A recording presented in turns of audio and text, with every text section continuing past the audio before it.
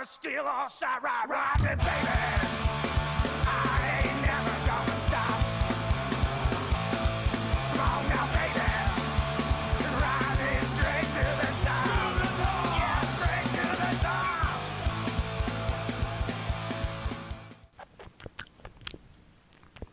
How's that for the level? Is that good? Is that a good level? That's a Patreon level. If you support us, you can hear Dusty chewing and gumming food. Stirring that macaroni pot. Mom, bop, bop, beep, beep. That's a I like how more theatrical and artistic it's getting. yes. We're gonna have a whole little like.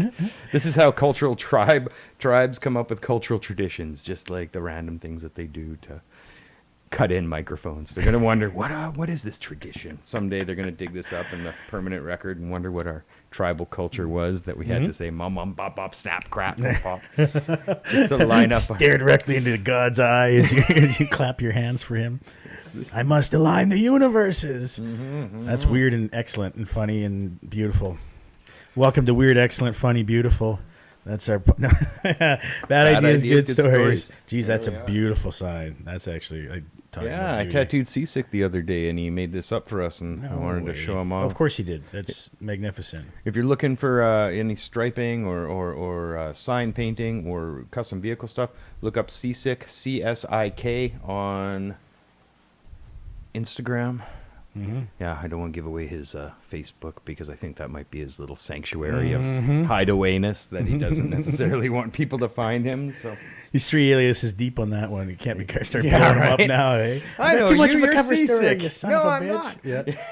But yeah, definitely get a hold of him through Instagram or even give us a shout if you're wondering how, because we can always fucking make some back channel connections with 100%. He's one of the shady, talented fucks we know. Yeah, we know a lot of shady and talented fucks. Sometimes in the same individual. Hey. Yeah. Speaking of which, Some of my friends sell records. Some of my friends sell drugs. Yeah, some of my friends, some of my drug dealer friends sell records. Some of my musician friends sometimes sell drugs. Go figure. Yeah. Wink and a nod. But yeah, that underground culture stuff, we're kind of hooked into it in a large degree, small or large degree. Yeah, I realized that the other day doing inventory in like 2 weeks of the types of clients that I had at the shop. Used to be I had a lot of law enforcement, but like in 1 week straight up, like I've got like an escort that comes in, and then I've got this guy who had like lots of marijuana, like he's a grower, and then the next day I've got this guy who's like an ex-needle junkie, and so the world that I engage with is pretty wide, diverse group of motherfuckers. Yeah, and especially if the shop's open to the public, we get like doctors, lawyers, students, all kinds of professionals. I think it's just my personality. I tend to gravitate a little bit to the underworld person. Yeah, well, your shop still feels like going into a tattoo shop. It should. Not to speak ill of anybody else's shop or style or whatever, but like when it comes in and it feels like a fucking dentist office to me, I'm a little like, I don't like this. Or you're in an Apple store. Yeah, man. I want to fucking Mac store. hang out with some gnarly dudes and hear some gnarly stories and listen to fucking music I like. And Yep. That's what I like. That's what I want.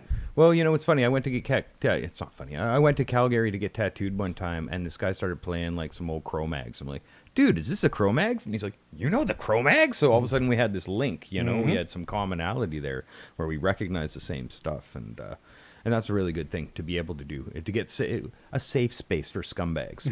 Like, I think we need Bad our ideas, thing. good stories. Number 23, a safe space for scumbags. Yes. We should get a shirt made where it's fucking. You said it out loud and it's on tape now, man. We provide a safe space for scumbags. Yes. Fuck, 100%. I'd wear the shit out of that actually now that you mention it.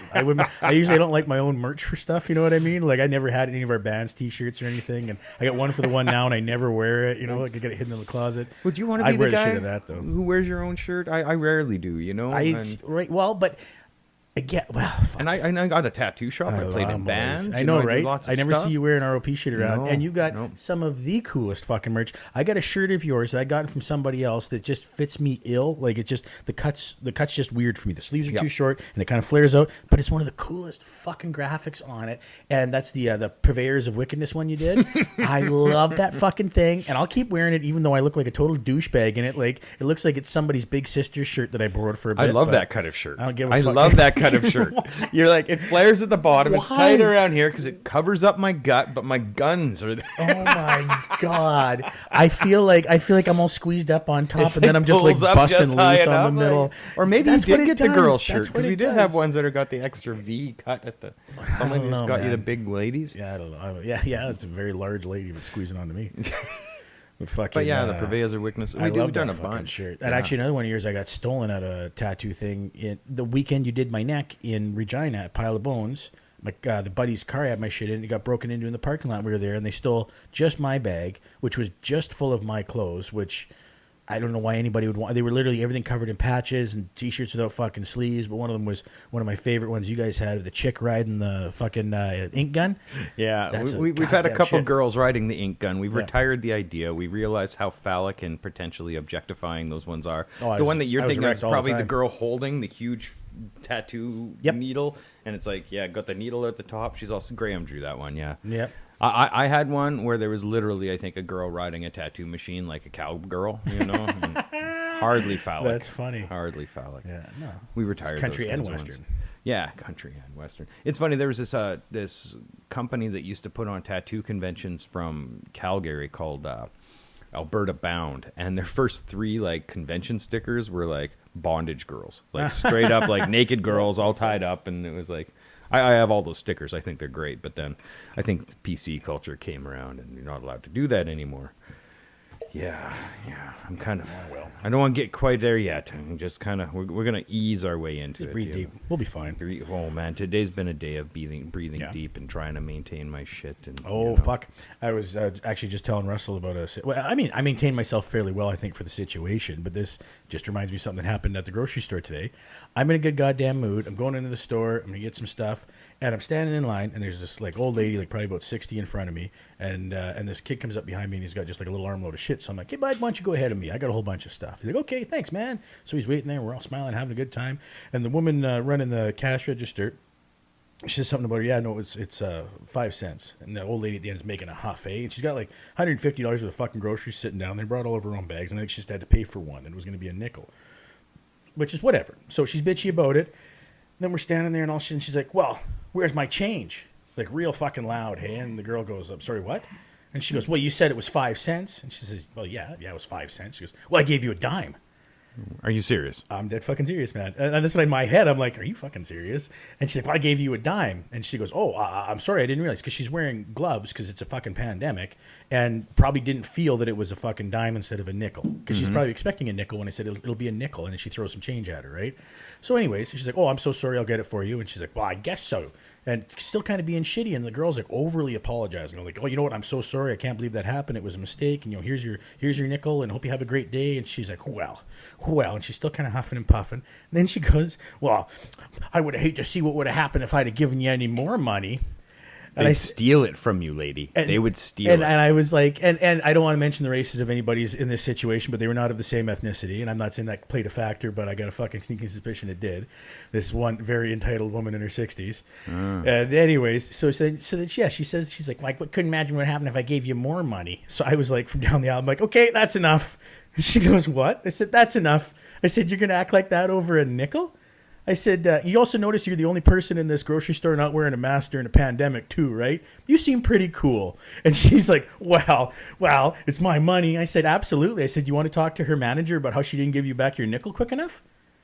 Well, no. And I'm like, well, then shut up. Like, what are you doing? You're so nice because I feel Yeah. like, shut the fuck up, Yeah. you blue-haired Oh, old cunt. man, I was just like, Oh. listening, because I was telling Russ, I'm like, I always picture like my mom or somebody in those jobs, and when somebody's acting like just a rank bitch like that, I'm like, why do you think you can act like that? You get to be shitty to this person because they didn't give you your nickel quick enough? It's a fucking nickel. Like that, every aspect of it, I was just like, what the fuck? And again, she's yelling at her through her no mask covered face while every single other person in the fucking store was wearing one.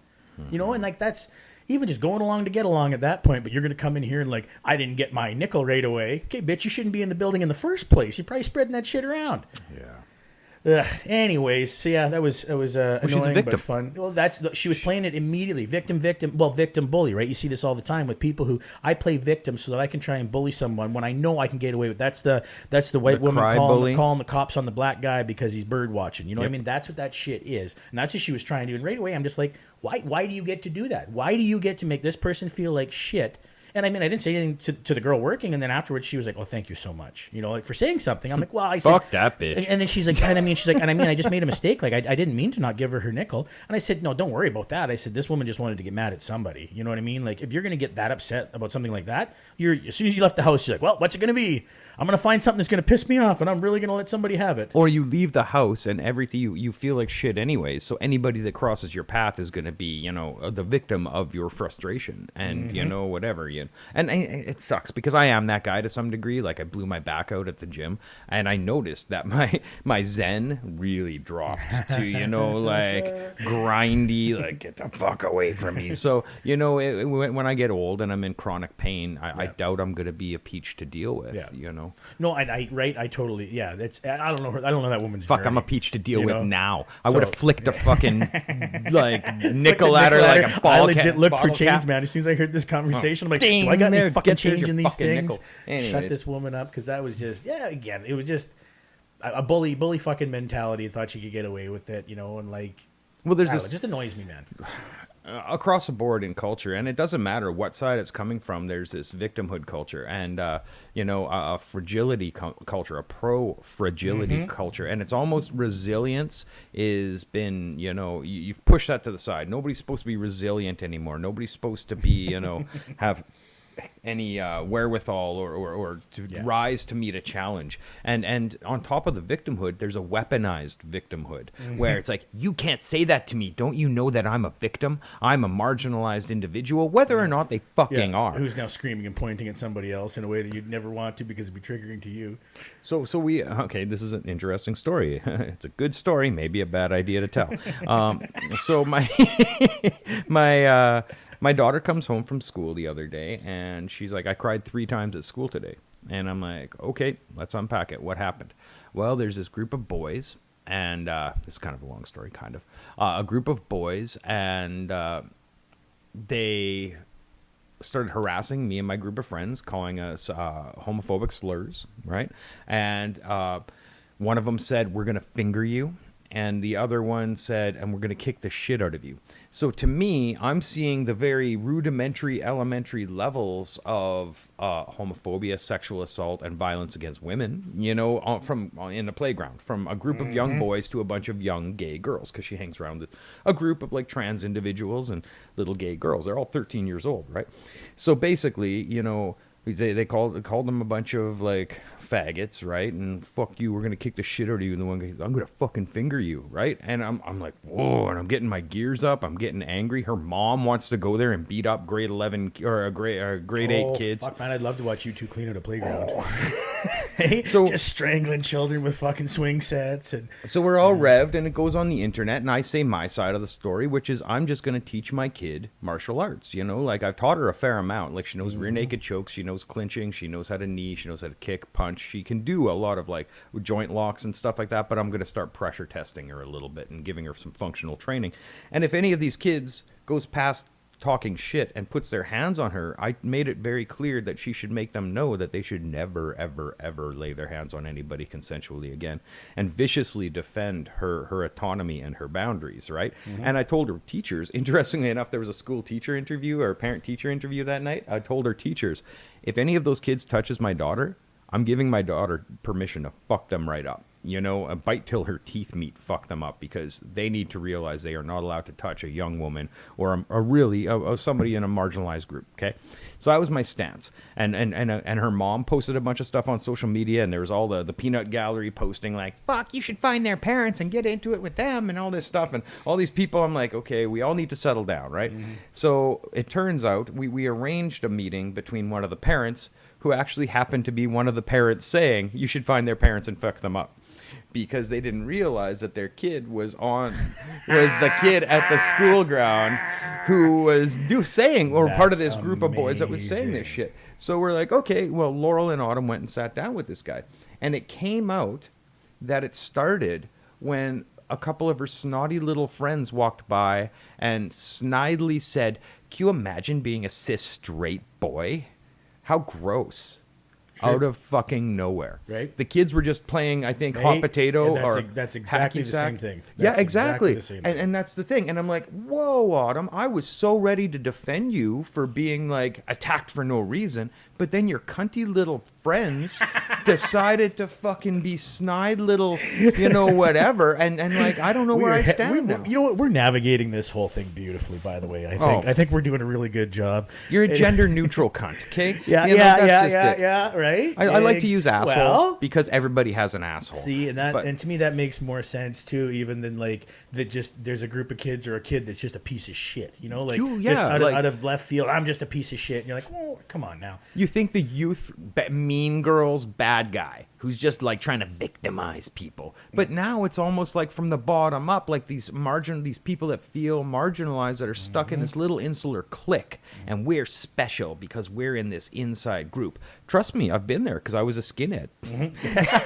and It's the same mentality. 100%. It's We're the same, different. We're yeah. different, and we're Not the victims, inclusive. and they That don't is know our exclusive, thing. yeah. And so we're walking around judging everybody who's not like me. And I remember one time, and I told Autumn, like, if these are your friends are fucking assholes. And if you're an asshole, you're going to deal with the fact that, you're going to get treated like an asshole.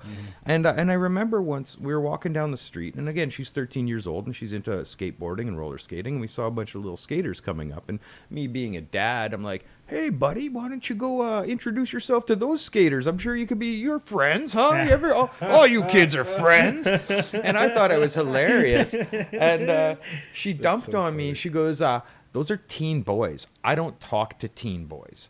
And I'm like, "Well, what's up with teen boys?" And she's like, "They're dangerous and they're violent." And I'm like, "What?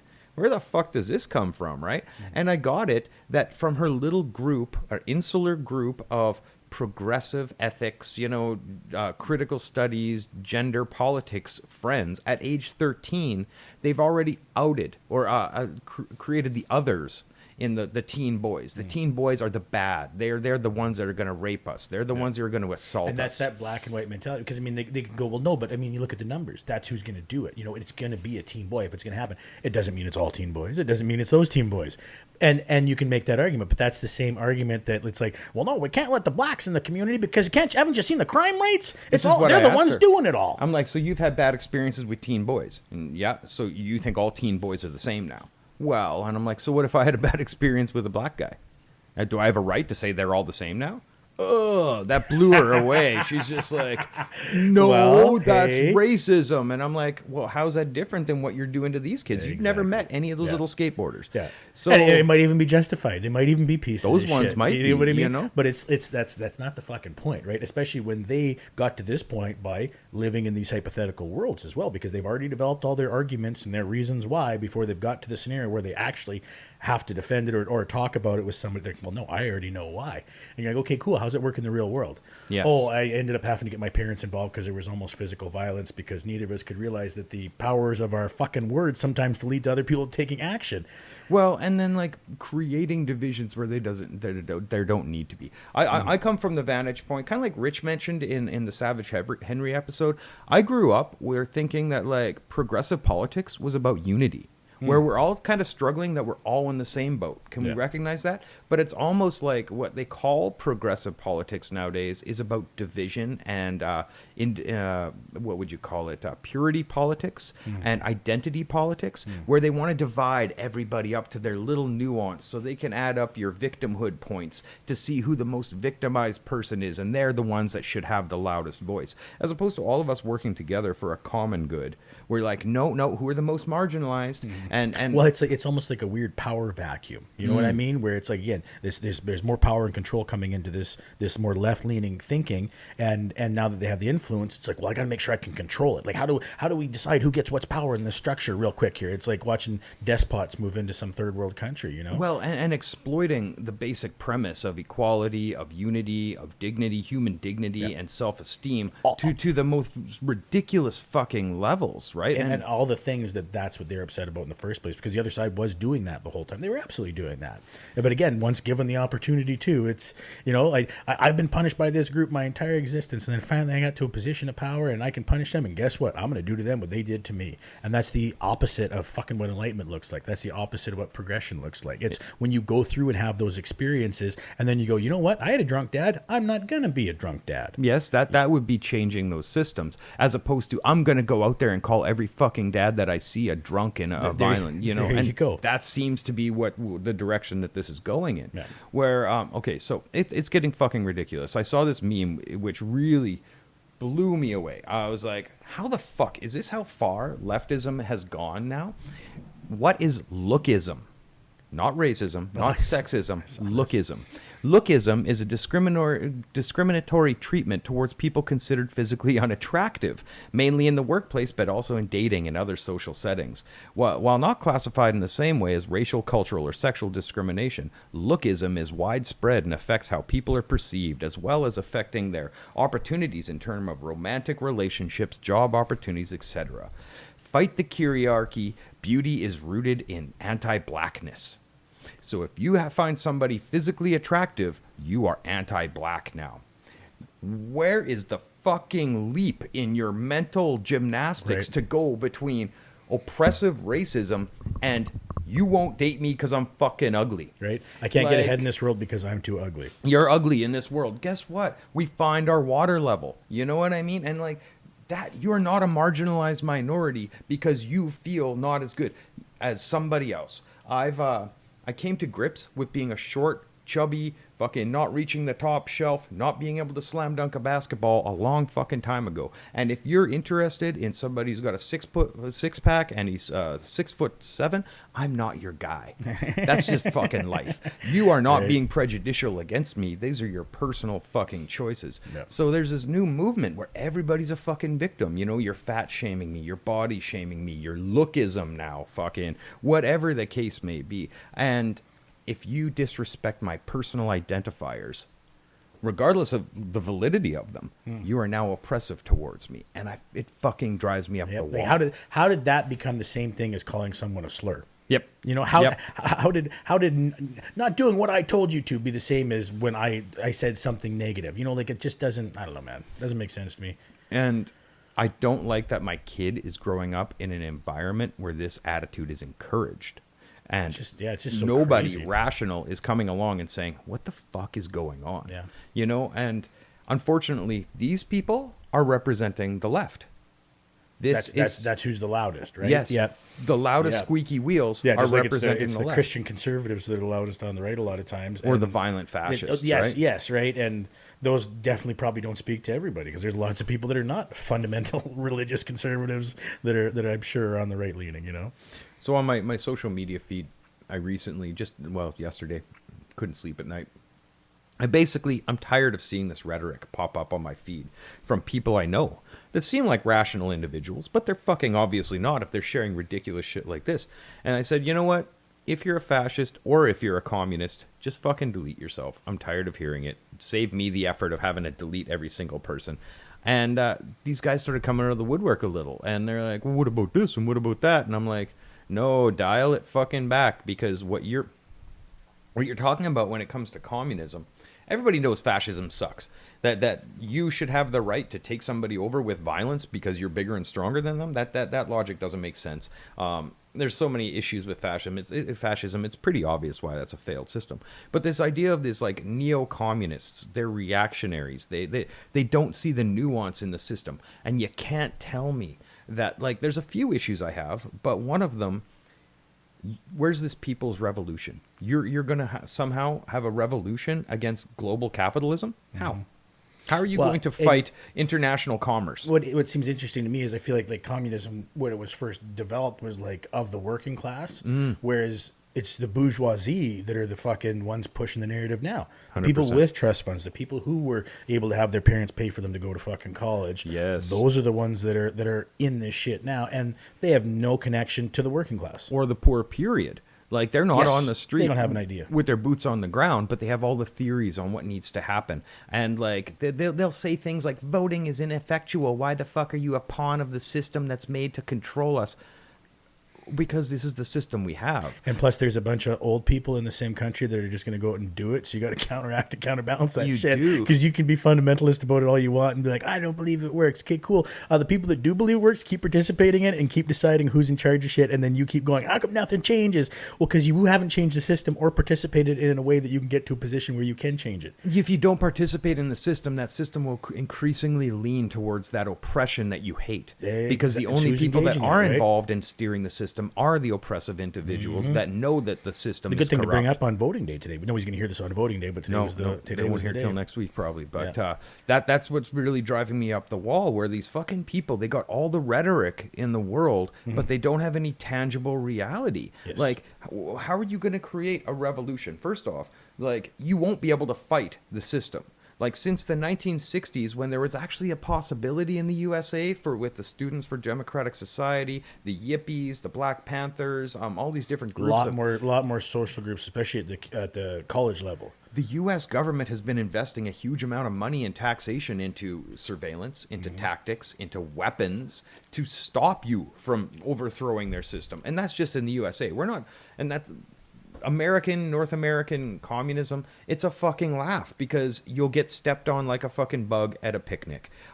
When you freak out because somebody gets shot when you run at them with a skateboard, you are not ready for fucking revolution. That doesn't even count. The fucking Marines showing up fully tacked out with Hummers and like grenades and real weaponry. That's just one guy with 3 bullets in the fucking riot that you cannot handle. How are you going to handle a real fucking revolution when the guy's got a chain gun that can unleash, 500 bullets in a minute? Like, and that's where your taxation's been going. So in weapons to keep you in check. Yeah, and that blows my fucking mind. Anybody who talks about an armed revolution against this system is a fucking dummy. And in a lot of ways, I think that I am a revolutionary thinker, but it has to be a revolution of psychology and lifestyle as opposed to a physical thing out there, right? And that's what people will always say. They'll always say, well, no, but we want a revolution of the mind and the body and the soul. But then they'll go out in the streets and chant and argue and get in somebody's face about it. And then it becomes a physical revolution of what's happening, of power structures and control. And that wasn't what you wanted to start out with. Well, to me, voting with your dollars, voting with your presence, withdrawing your support for systems that you disagree with. These are tangible things you can really do in your daily life to live your ethics, as opposed to being on, your $1,000 capitalist phone on like the privately owned social media network, using all of the things saying, revolution now. Well, fucking put down your phone. Go live in a little house for years. Go live what you actually are saying. Or shut the fuck up is another option and go vote. Because that's at least more tangible than you typing on the internet. Oh, God, it blows my mind. And I get tired of engaging with these assholes online because on both sides. Because like the ultra conservatives are a whole other ball of wax. I'm like, you guys don't see the need for a social safety net? Let people die in the street. Fuck them. And then you want harder punishment against crime because you've abandoned people? It's the most ridiculous system I've ever heard. Like, you guys are fucking dummies. So, yeah. Well, it's like I almost don't even get as upset with that side as I do the left a lot of times in my thinking of it because I'm so far from them that I'm just like, oh, they just don't get it. You know what I mean? Like they either they've got some vested interest in keeping these weird backwards views on a lot of these things. It's probably financial, or they just don't get it, right? Whereas then when I see the left a lot of times, like we should think similarly. We should see this as a common idea because I know at the core of this we're coming from it, and a lot of times that's what annoys me about it is because it's supposed to be from a place of good. Like even the idea of holding all of us straight white men accountable, that's from a place of good, right? Yes. And but again, to do it with like Gestapo tactics in the street and scarlet letter and everybody and all that kind of shit that you're just like, well, no, you would never want this done to yourself. How would you want to have had these things approached for you? How would you want to have these conversations brought to you when you had them brought to you in a negative, shitty fucking way, or that you were constantly dominated by this system? How would you do it? Subtly, with understanding, with empathy, possibly. Always, right? We'd never scream at ourselves. Well, I do, but That's why no normally functioning person would scream at themselves, right? I'm I do that overcoming shit all some the drama time. here. Yeah. Oh, yeah, dude. I don't know many people that are. I had a good cry scream session the other day driving back from fucking up by Hudson Bay in the dark for like 3 hours and start thinking about my brother and my dad, and I'm just like, oh my god, just not running down my face. That's brutal, man. Fuck, I got it out though. It's all good. It'll keep happening. It's just keep it from blowing up in public, hopefully. Right. So to rewind a bit, like we were talking about the 1960s, like the Students for Democratic Society, the Yippies, the Black Panther. The U.S. government at that time started putting the COINTELPRO counterintelligence program in there, which involved inserting members of these groups into these organizations, and those people would intentionally start pushing a more radical fringe ideas. They'd be like, why protest when we could throw bricks? Black power. No, we should do violence against the white. Fuck whitey. Kill whitey. You know, that kind of thing. So it really makes me wonder when I hear shit like lookism. Who put that shit out? Yeah, is that legitimate? Is there really a group of people that are like, you know what, this is... And I mean, it almost just seems like it is made up because that's something that's obvious. Oh, it's life's unfair for people who are ugly. Yep. That checks out. That sounds correct to me. That Shitty sounds for correct you. to me. I don't get a lot of good looks when I take my shirt off at a pool. Nobody's like, ooh, can we get closer to that? I hope he sits by my kids. You know what I mean? I hope I get to share the shower with him later. No one's saying that, you know? Yes. And that's fine. But It's does that fine. mean It's just that the you've world been I an live in. oppressed, marginalized minority? Exactly. Should I have to demand that? No, you guys should enjoy my psoriasis and badly shaved stomach. It's fine. It is what it is. It's a good look. It is what it is. It's fucking Jesus Christ. But that's the thing. Like, yeah, we all have rough goes at life. And another side would be taking it as an example of a challenge to overcome, a learning thing. You know, you can either go through life going, oh my God, this thing's happening to me. I'm such a victim. Or, oh wow, this thing's happening to me. What can I learn from this? And how can I overcome or work within this framework to do the best that I can? Yeah. Now, those are two profoundly different worldviews. Exactly. That's I don't, again, and those people would never feel marginalized. You know what I mean? Those people still would have the exact same issues as someone else, but have figured out how to adapt and work within that world. Because I can think of plenty of people I know that are terrible looking, that you dress yourself up right and comb your hair properly and put on a fucking shirt and tie and all that kind of shit. You're a functioning member of society. You know what I mean? You're not a troll. And then there's some people I know who are very troll-like and maybe even live with Russ that are, could very well be a functioning member of society, but you just fucking, you are how you are with your one pair of pants. You know what I mean? And so what, like, that should be judged like, well, you're disenfranchised because you don't want to make the changes to spruce yourself up, work with what you got and run what you brung, put some fucking paint on it. Okay, well, that's fine. Then, like, I think that's your choice, because I know lots of women that spend fucking hours putting on eyelashes and eyebrows and bits and pieces and Mr. Potato Heading themselves until they look like somebody totally different. To do that, exactly. To try compensate how empty they are inside. Well, or to try and get the better job, to try and get more influence in work or whatever. You got to look, because the same thing with a guy. You come in looking like a pile of shit and you haven't shaved for 3 days, or you getting the big promotion, bud? Probably fucking not. You know what I mean? Because you're telling people you don't give a shit about you. Well, you're telling people you don't give a shit about them. You're telling the client you don't give a shit about their perception of you. Yep. Yeah, and most often when people look like that, they're kind of depressed to begin with, and they'll even admit it and go, oh yeah, well, it's kind of fucking what I am. Okay, well, so it's not just your look, it's a bigger issue of the outward presentation of your inner bullshit. Okay, then I should be able to judge you on that accordingly. You know what I mean? Presentation of your you know inner what I mean? bullshit. Like, yeah, well, fuck, I hope people do that with me, because a lot of times I'm just putting me out there. If you see me, you're like, I think I got a pretty good idea what Dusty's about. You know what I mean? Well, I really, really feel there's a balance between the very fit 3-piece suit. You got a noose tied around your neck. You look like you're ready for the coffin. But you're wearing the colonial uniform, which is like upper echelon white collar uniform, and the pink goatee. I can barely walk up a set of stairs without getting out of breath. Communist, you can't tell me what to do. Like, these are two different polar worldviews, and I don't support either, and I won't take either seriously. One of my favorite things, I watched a lot on the Truth and Reconciliation, and I saw a lot of the indigenous politicians come up, right? Like the native guys, and they got the suit jacket because they're supposed to, and they got a button-down shirt. It's not tucked in. That top button's undone. They're like, I guess I had to wear a button down, and I'm like, that's how I would dress if I had to go in those situations. Like, doing that white guy conservative bullshit is a fraud to me, you know. But no one's ever going to take you fucking seriously if you are like the I don't know, completely out of whack, you know, manic panic revolutionary, you know, like Manic panic, I like that. Yeah, you got Yeah, bright it's pink interesting fucking- how just even a shitty suit, all of a sudden you look like you're from a fucking different class level. because you have to operate in that system. I have that happen to me frequently where like I'll dress up for something with shit I bought at Value Village and somebody's like, fuck, you're looking sharp, hey? I'm like, $7. It was $7 to look this good, you To know? look at, well, you know, what was it? I wrote a song, and it was like, you wear a coffin, or you wear a suit when you lie in your coffin. Your tie looks more like a noose. You know, you played the game of profit and pain. You allowed yourself to lose, and that was basically my viewpoint. And it hasn't changed much, right? Where it's like, yeah, to me, a tie's always been like a noose. You're literally wearing something that can strangle you around your neck. Why would you voluntarily do that? I don't know any tactical I've place. never seen anything look more like a leash.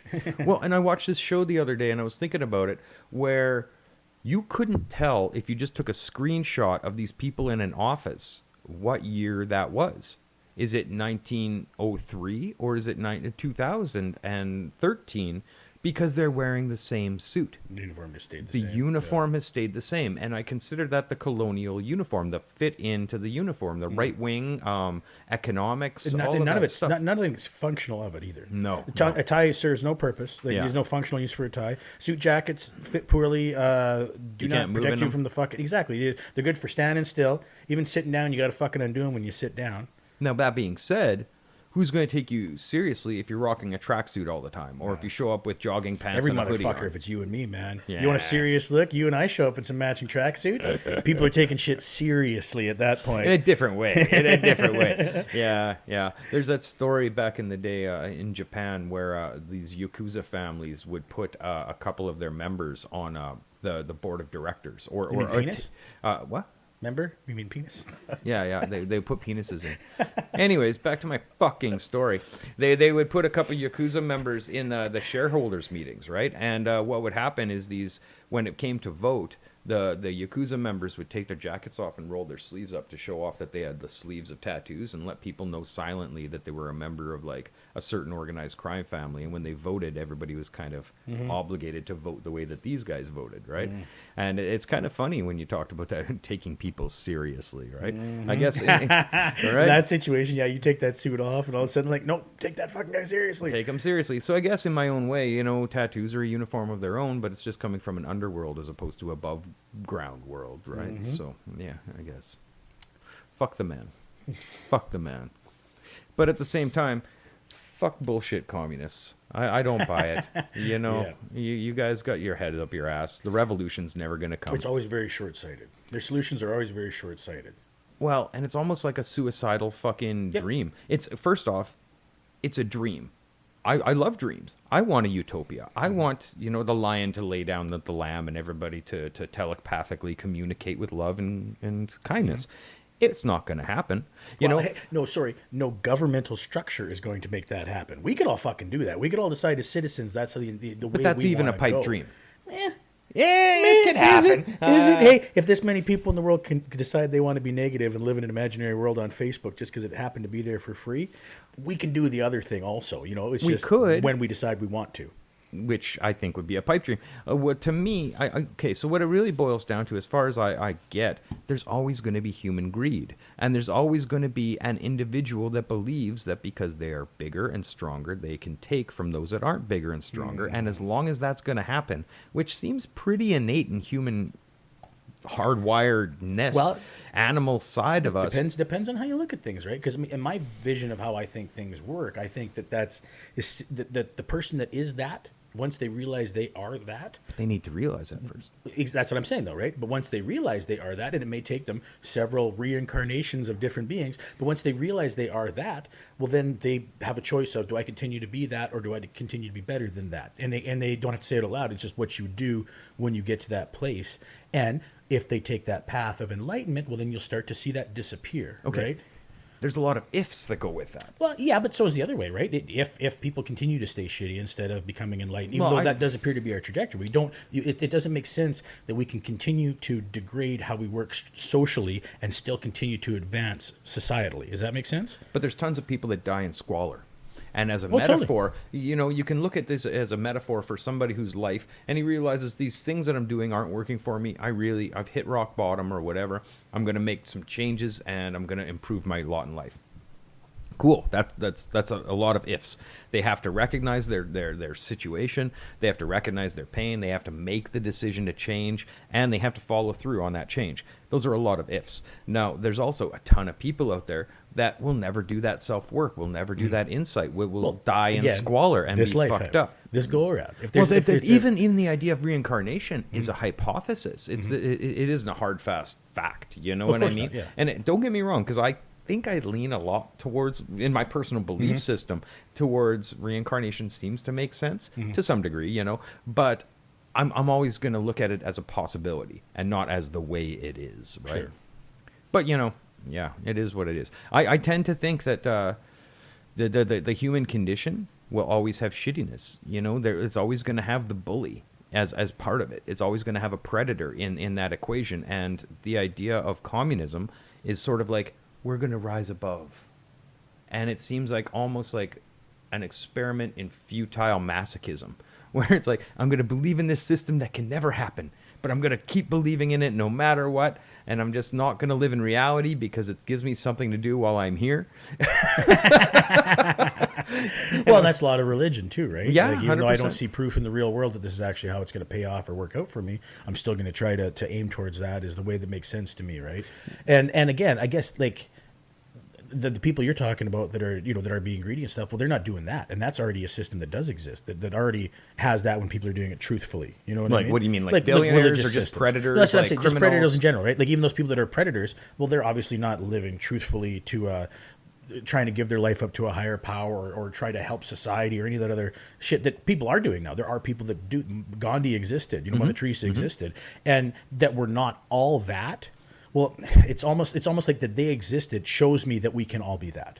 Because I agree, because they're no 100%. different than anyone, right? Well, it's just when those each individual little fucking pods finally go through enough shit and garbage in their life that they start to realize, no, I can't keep doing the same garbage. I have to do something different that maybe doesn't benefit me directly or whatever the fuck it is. But Like, not through all everybody gets there.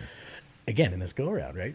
But I think give us long enough. Give me a 100,000 lifetimes.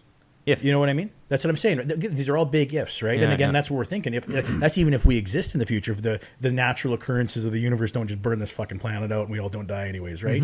So I mean, in a utopian setting, again, even like because like you were saying, it's hard to see the light without the dark, right? Like you're always going to have some negativity or shit because you need that balance so you even understand what that is. How do you know what good is without that? But that's also kind of the basis of religion, that you don't have to experience these shitty things in your life. We can write you a book about it and tell you how it's going to go and what more often than not are going to be the outcome to these circumstances. And you can use that to navigate this. And then you can have that existence without having to go through those. You're still going to have yours. You're still going to have your trials and tribulations that everyone has, but you don't have to actively like go out and be like, no, I need to find out what it's like to be ostracized from a community. I need to find out what it's like to be financially broken. I need to find out what it's like to be punished physically. If I you needed to do all of that's those what I'm things. saying. And I feel it too, because I feel like I've had to my whole life because I'm not really that into consequences. You know what I mean? I was like, well, we'll see when it happens. But if I was a more forward-thinking person and enlightened, that's all that should take for me to go like, well, no, I don't need to test and see if it's actually hot. I've read enough and heard enough and seen enough that I understand if I do those things, this is what it's going to be.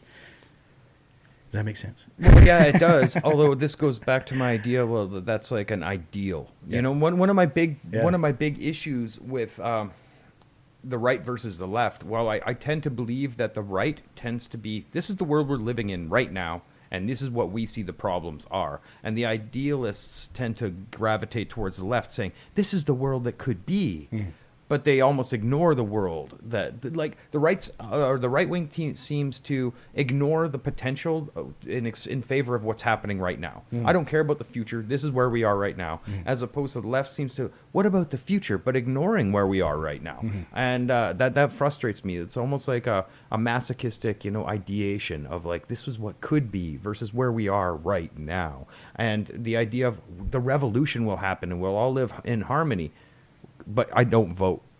right? Right? You I don't know? have a structure of how this is going to work afterwards. I don't know how municipalities are going to function. I don't know how to do taxes. I don't know how to make you know, Yeah. I don't know how to farm. And again, I don't though, know how to build a listen house. Listen to us, though, defending all these colonial structures. Hey, like, how are you going to fix anything if you don't know how to do taxes? No, 100%, 100%, because you can't just dismantle colonialism. Yeah, right, We're yeah. living in this society. What, like I talked about it with you and Rich, where I'm like, we need to tweak the machine we're in. Yep. We need to make it a smooth running machine for everybody to Mm-hmm. function. We don't need to just tear it all apart, put it in boxes, and throw it out and try and build it from wood again. Yep. You know, and reinvent everything. yeah, right? you're not going to reinvent the wheel. The wheel's been invented, and if it came out that whoever invented the wheel was a slave-owning rapist, do we start going back to like dragging our Yep. shit on? You know how our many people have been boxes? squished by wheels? Yes. You know what I mean? We're going to keep using them. They keep squashing people. So yeah, like we're in the system we are now. Where do we go from here? Yeah. Versus this idea of like revolution. We're gonna throw it all up. You know who wanted revolution? The Khmer Rouge wanted revolution. right. You know they had killed Yeah. children shooting their parents. Like Well, and like, sorry, Matt, and like in my utopian vision, of a lot of this shit, it's never my lifetime. It's never my lifetime. I picture any of this. I always picture it as hundreds of years from now. You know, people like us looking back, going like, "Fuck, that was a backwards time." Remember, we used to think that crazy shit, and now we're through that. We've learned from those mistakes. But I also, that ties into like a bigger kind of ancient aliens thing, like we were talking about earlier, is that is our trajectory as humans. That's what we're supposed to do. But we've been wiped out a few different times due to different cataclysms and ice ages and whatever the fuck else, and then we've lost that knowledge. We got to these places like the Library of Alexandria was exactly, burned. exactly. We get to these places where supposedly, you know, like it's maybe even shit that we don't still understand today. Maybe they knew then. We don't know, right? Because again, it was burned down. Then that gets to be a very accurate example of that without even picturing the whole of the world being squashed and us having to go underground and fucking start writing and communicating and shit from fucking zero. Because how many generations, even in these post-apocalyptic movies you see made now, like it's rare that it's, well, we're still on Earth and it's 600 years from now. You know what I mean? Like it's 60 years sometimes. You know what I mean? Mad Max was supposed to be in 2021. Yeah, right. And it's funny, I saw this thing that pointed out, it might have been a meme, and it's funny, all of these right and left, like, revolutionary, let's destroy society, seem to think that they're going to be living in this Mad Max world versus The Road with Viggo Morris, Yeah. where it's like, oh, this is fucking Well, depressing, and how everybody's was a Mad fucking Max cannibal. better? You know what I mean? Yeah, right? Well, that's the thing. Did they watch any of those movies? See, okay, so my kid, she identifies now as pansexual, and I'm not sure if you're familiar with the term. The idea is that she finds anybody interesting. It doesn't, not binary, Yeah. not bisexual, boy or girl. It could be, you know, you identify as non-binary. It could be that you're a trans individual. It could be. So she's like, I'm interested in individuals and what individuals put on the table, and that's what I'm attracted to. I'm not just going to limit myself to being this alone. And I'm like, wow, that's a pretty progressive way of thinking. And she's like, and I don't appreciate it when my strictly gay friends give me a hard time, and I definitely don't appreciate it when strictly straight people give me a hard time. And I'm like, well, fuck, that's a pretty Well, and even if somebody liberated. who aligns the way you do, if they're still giving you a hard time, it's like, why is everybody giving me a hard time with my own shit? Yeah, you know, well, like there's it's that, not really right? anybody else's journey. That's your shit. Well, it's interesting you mention that because actually Andy Dick, I was watching him on a podcast and he said he kind of identifies as pansexual. Really? Yeah, No, because no. yeah, well, yeah, Andy right? Well, Dick. because everybody was like, oh, he's gay, but it's like, well, Oh, no, he's okay. not, like because he's been with all sorts of beautiful women as well. He's like, I just he's like, I just like people. I like their energies. If I find something beautiful, I want to be in it or near it. Yeah, You know. yeah. And I was like, well, yeah, that kind of fucking makes sense. I want to guess, be eh? in it. I want in me. Yeah, yeah. Yeah. Well, and I think that's exactly it. And to limit yourself, like, I tell her that like a lot of your politics, a lot of your sexuality, a lot of your ethics are coming from the future, right? And you are living. You are from the future, and you're contending with the past. Yeah. You know, you're thinking about how people will probably be thinking of things in 20 years, 50 years. And if you're ahead of the game, you're still struggling against the Luddite cavemen that are like, don't want to change. Yeah. And that's a tough one, whether it's politically. We talked about a horror movie or movies with, ancient aliens and apocalyptic series.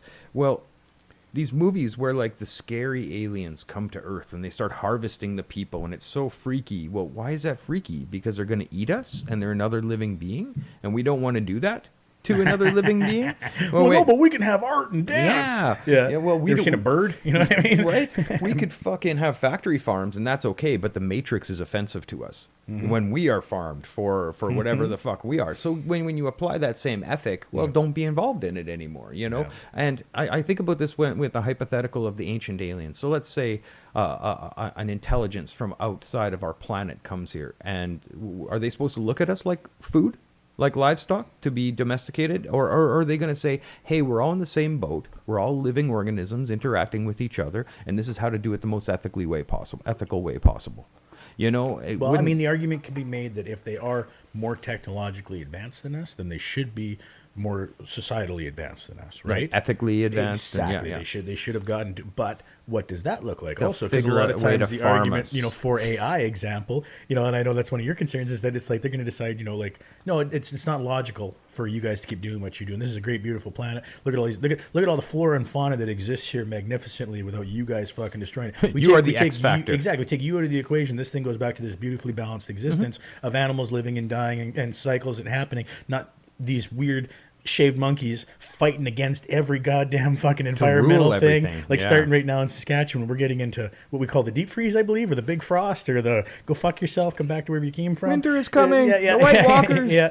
So and then our whole existence now is just trying to figure out how to continue making a living while not dying and fighting against these fucking elements that if we were smarter, we would and weren't tied to these systems. It's like, no, I have to have all my shit in this one structure and I have to worry about it all. We just fuck off to a warmer place. Yep. So what we do. Well, I'm just finishing up my autumn scramble or my fall scramble to get everything winterized. I'm in that right now, yeah. Make sure that the snowblower's working, that the batteries are out of the bike, that everything's covered in tarps, that the winter tires are on, that I've got all my fluids and everything, because you don't want to do that in minus 50.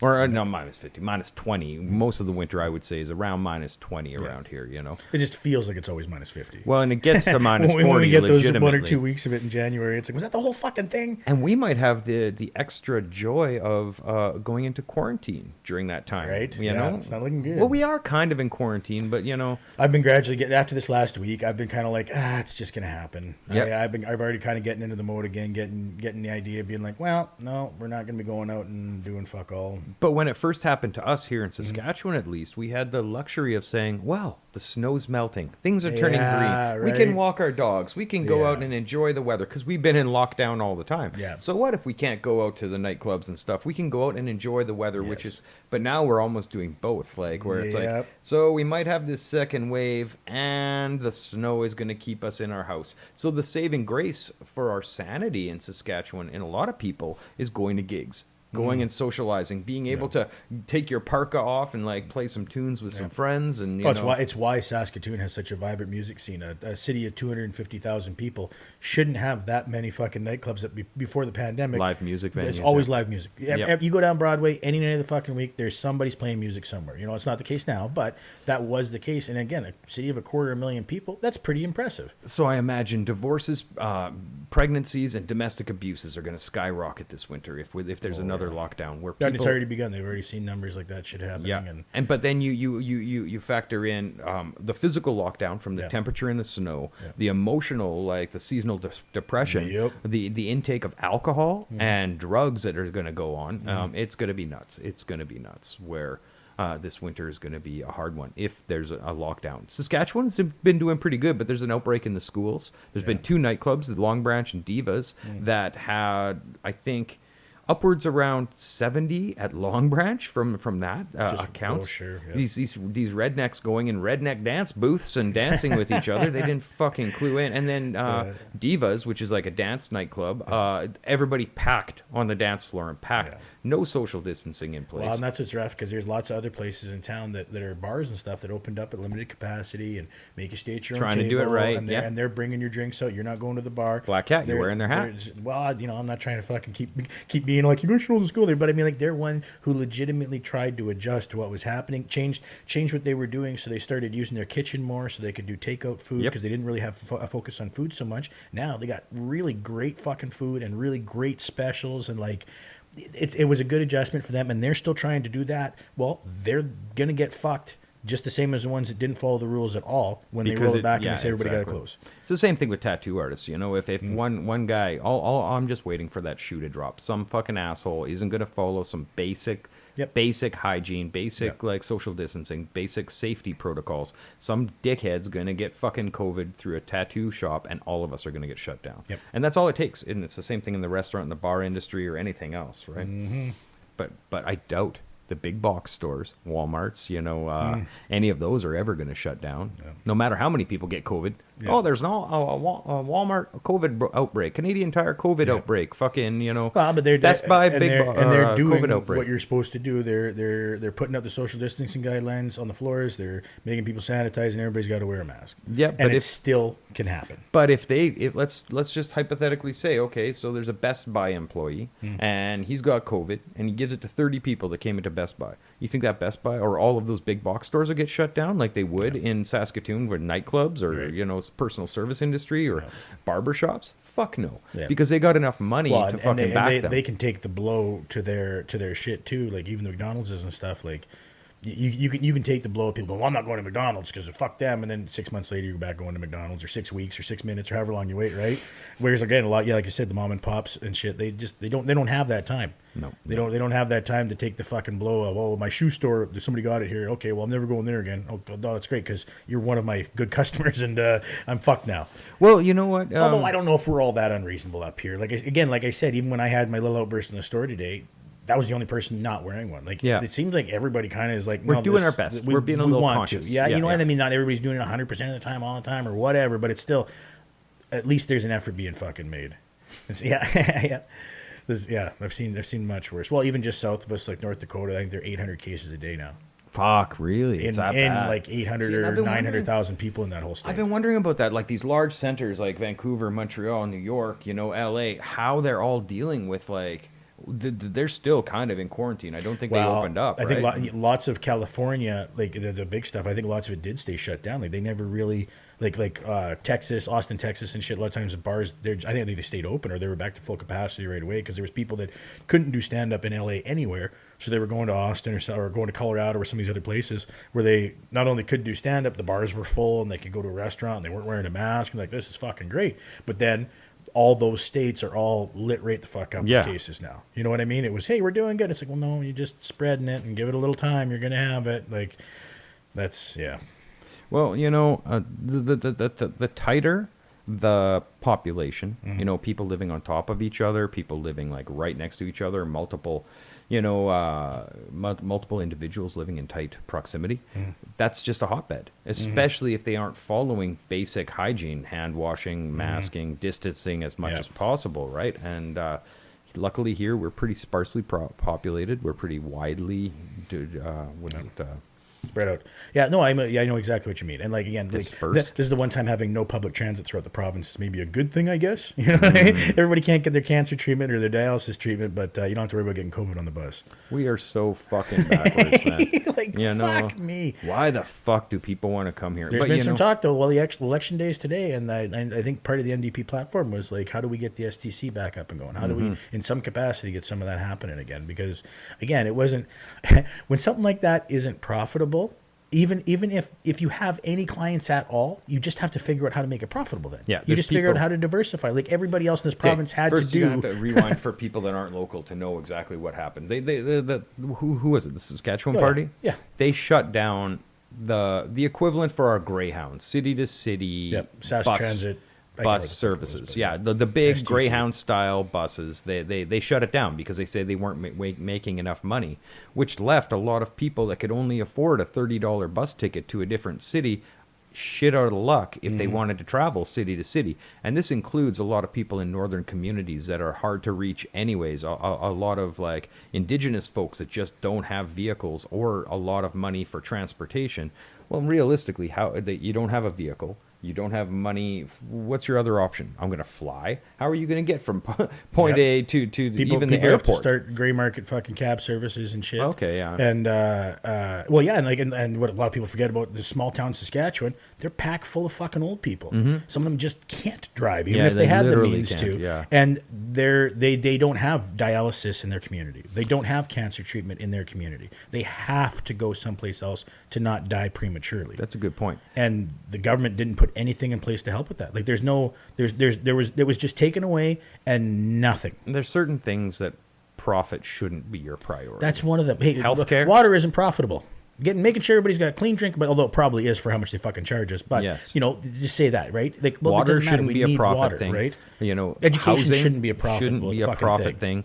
Yeah. Yeah, exactly. I think transportation. Existence. You shouldn't be able to just existence. profit off somebody else's existence, and not just that they're existing, but like, no, you need this to fucking exist. Well, you've heard that song, I sold my soul to the company store, right? And that's it. These people used to give these people jobs in remote locations, and okay, we'll give you a place to live. That's going to cost this much off of your check. Oh, you need tools? Oh, that's going to cost this much off of your check. Rental. You need work clothes? Oh, you have to buy that off the company's store. So everything you're given, you end up in debt, owing these people that you think are doing you a favor. For the privilege of having a job. For the privilege of living in Saskatchewan in -20 for fucking 60, 70 years, you're going to owe, this much in taxes, this much in your labor, this much in fucking suffering. And that's what blows my mind. It's like we're stuck in this system, and there's I see the idealism of communism making sense. I see it. It makes sense. It's just never going to happen. How do you dismantle those structures when they're so ingrained? I guess maybe having a conversation, waking people up. Well, hey, that is one theory. You just start fucking ayahuascaing up a bunch of these assholes, or get the DMT flowing around Congress and shit, right? And you start seeing some stuff to change, because it does happen. There's still people who are in their Spiking 60s and fucking 70s, government water all of a supplies sudden with do pure have a doses of spiritual acid. experience. Exactly. They all of a sudden they do have it, and they go, holy fuck! Like I'd never done that. I'd never had that perspective, and that's why I say, like, that's why. A lot of times, a lot of this right-leaning thinking, especially the extremist stuff, it's so far from me, because I'm like, well, you clearly just haven't had the experiences you need to have to get there. Like, because if you could see it the way I see it, you just don't understand how you could still have that level of mistrust or bigotry or whatever, right? Like, Well, the you'd have a altered better state of understanding of consciousness. it. The altered state of consciousness that's associated with the psychedelic experience really breaks down the arbitrary nature of these structures that we've built. What's And real all of a sudden, hey? When Yeah. you're literally questioning, like, no, wait a minute, what is happening around me that's real? When you're sane and square again, you're like, okay, but like, Sane and square. am I seeing that Yeah. all the time now? Am I constantly being pushed on with these things that I had no concept of before? And now I'm like, oh, perception does make a difference. Perspective does make a difference. Like, See, yeah, one of the common things that happened to me when I was on psychedelics is I needed to get away from all of the artificialness that was surrounding me. Watching television, watching actors play out roles on a television pumped into my room, pumped into my consciousness. Fuck this arbitrary fakeness. I have to get out of here. And where do I go? Sit by the river. A squirrel runs by. Well, that's real life. You know what I mean? This water going by is real life. All of that stuff up there in the concrete and steel maze, that's artificial. That's human created versus naturally created. And I'm a big believer in trying to take a step back towards that eco-consciousness, recognizing that we're all... See, and that's... I guess one element of communism would be recognizing the ecological nature of humanity. We are all part of a bigger system. But it's still an arbitrary system of organization trying to put it on top to control and distribute wealth and like. well, and it's funny you say that too about the balance of nature. I was just watching a thing, and they were talking about Germany, and they were saying how like keeping green spaces in Germany was a huge thing. They had such a respect, because it was discussing mythology and shit, and the mythology of the forest and whatever. But they had such a respect for Blood and soil was a big thing. And that, Jesus. well, no, for real. Yeah, Like, yeah, we yeah. can't I know what you look mean. at I know what you Germany mean. now and not Yeah. take into the No, for historical sure. context. But I'm of sorry, that I'm was just built talking up. about like the maintaining of the green spaces and that sort of appreciation that, like, no, nature has to exist for us to do well. We have to have it around us for us to continue to even exist right in this. Even if we're not really interacting it, you still have to have it there. Like it grounds, it literally grounds you. You know, like that's what they say, grounding. You're feeling anxious and upset, go fucking sit in the ground. Yeah, Get go listen to literal some of the contact. indigenous teachings and the relationship between the human animal and its environment. That this is, you know, I hate to say it out loud, but what about the good things Hitler did? This is part of fucking... No, people don't want to talk about this shit. This is part... That's right. Nobody wants to talk about the good things Hitler did. Well, okay. What about the good things? Volkswagen, the idea of giving a vehicle to everybody that's affordable and functional, and you don't have to go broke for it, because transportation is a human right, or is a right of the people. Volkswagen, the wagon of the people. That's a good thing Hitler did. The idea of these... I'm going to go there. We're going to end up fucking like on some Proud Boys fucking website or something. Yeah, They're gonna be like, I don't know if I agree with everything these guys say, but they got some pretty good points to make about 3/4 of the way through. But a big part of this was a return to an ecological worldview where it's like, man, we're part of nature. We need to respect this and stop trying to separate ourselves and place ourselves above it. You know, earth honoring ritual. Now, to me, I would take that step towards more Indigenous Canadian or the Indigenous people of Canada and say, hey, let's listen to the First Nations voices and incorporate that value system into the Canadian culture. Because guess what? If we did it, everything would work better. You know, that ecological, natural order of things. But people like to see, like there's been this narrative like that everything, it's so binary. There's no good that came out of Germany during the World War II or any of the Nazi ideology. It's all fucking evil, which a lot of it was. I think the proof's in the pudding that evil shit fucking did happen. But what's going to happen with the American Empire? When finally... Again, it's still the that's how they got to the moon. Yes, You know what I mean? Well, right now. But in 100 years, when they say, well, fuck, it was built on slavery, it oppressed black people I see what the you mean, whole America. fucking No, time. sorry, I was just talking about even erasing the effects of Germany, but it's like, well, no, that's how America got to the moon, yes. was the work Germany did by So snagging a bunch of their scientists. So let's take a look at the world looking at America in 100 years. You know, after that empire is done and the military, undermining of And we're still sovereign cool, right? nations. Like Canada's still cool in 100 years. We're still just Well, like we'll wait chilling. and see. We'll we wait still and got see. we still got a hippie art teacher running shit. Hey, like he's a bit of a fucking war hawk, I guess. But I mean, he's still kind of a hippie, right? So, I would really, really love for Canada to eventually be factored in with Scandinavia, Finland, these right, kind that's of who you want to like... be lumped with. I feel like frequently we're stuck in all the same category as Australia, and I dig that Yep, because New Zealand. Australians seem pretty fucking cool, and I think it's a similar thing too. Like as far as right left, you know what I mean? Alignment as far as a country. I bet you it's they're about as far. Their middle is further left, like ours is compared to the U.S. They've You know got what a I mean? hefty dose of racism like us. Oh, sure. and Yes. it's I mentioned it on one of the previous episodes talking about the people in the pygmies in the Congo, and then referencing like the Aborigines in Australia, the pictures of like how they were treated. Like, and that shit's not even 100 years old. A lot of that, like, it's very fucking recent history with them. So yeah, I'm a big believer in taking a look and listening to indigenous cultures because we're talking colonial fascism. Like, boom, we're here, we're doing whatever we want with your fucking resources, with your people, with your culture. Your culture doesn't exist. Our culture is here now.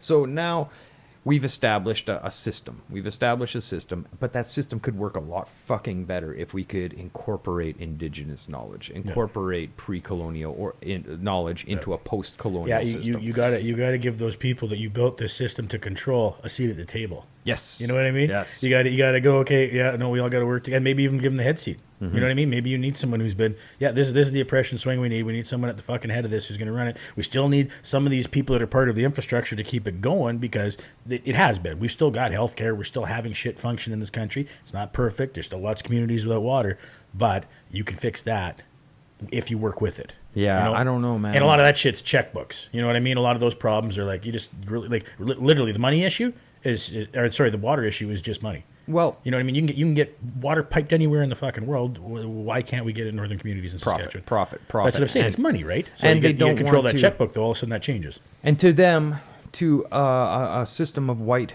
supremacy, right? That's an acceptable amount of loss. That human life is barely human life. We can leave that. We don't need to worry about that so much. Hey, we did the bare minimum. And I've been saying since fuckhead got in power down in the States, that we... Like you're not beating around the bush anymore. Yeah, fuck that douchebag buffoon. Anyways, so you can't run a country like a business. And colonialism basically does that. You know, we've got our accountants, we've got our lawyers. You can't run a country like a business because a business closes up shop if you're not making money. It thinks that there's an allowable amount of loss. But a country, a government...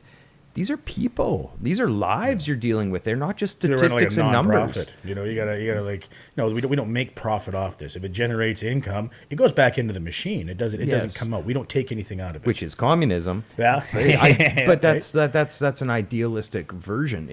I'm Well, thinking and there that has doesn't to be have a to be different way. And that doesn't have to be society. Then though, that could just be government that works like that. So it's not so transactional like it is right now with lobbyists and bullshit. Right? That doesn't mean that like.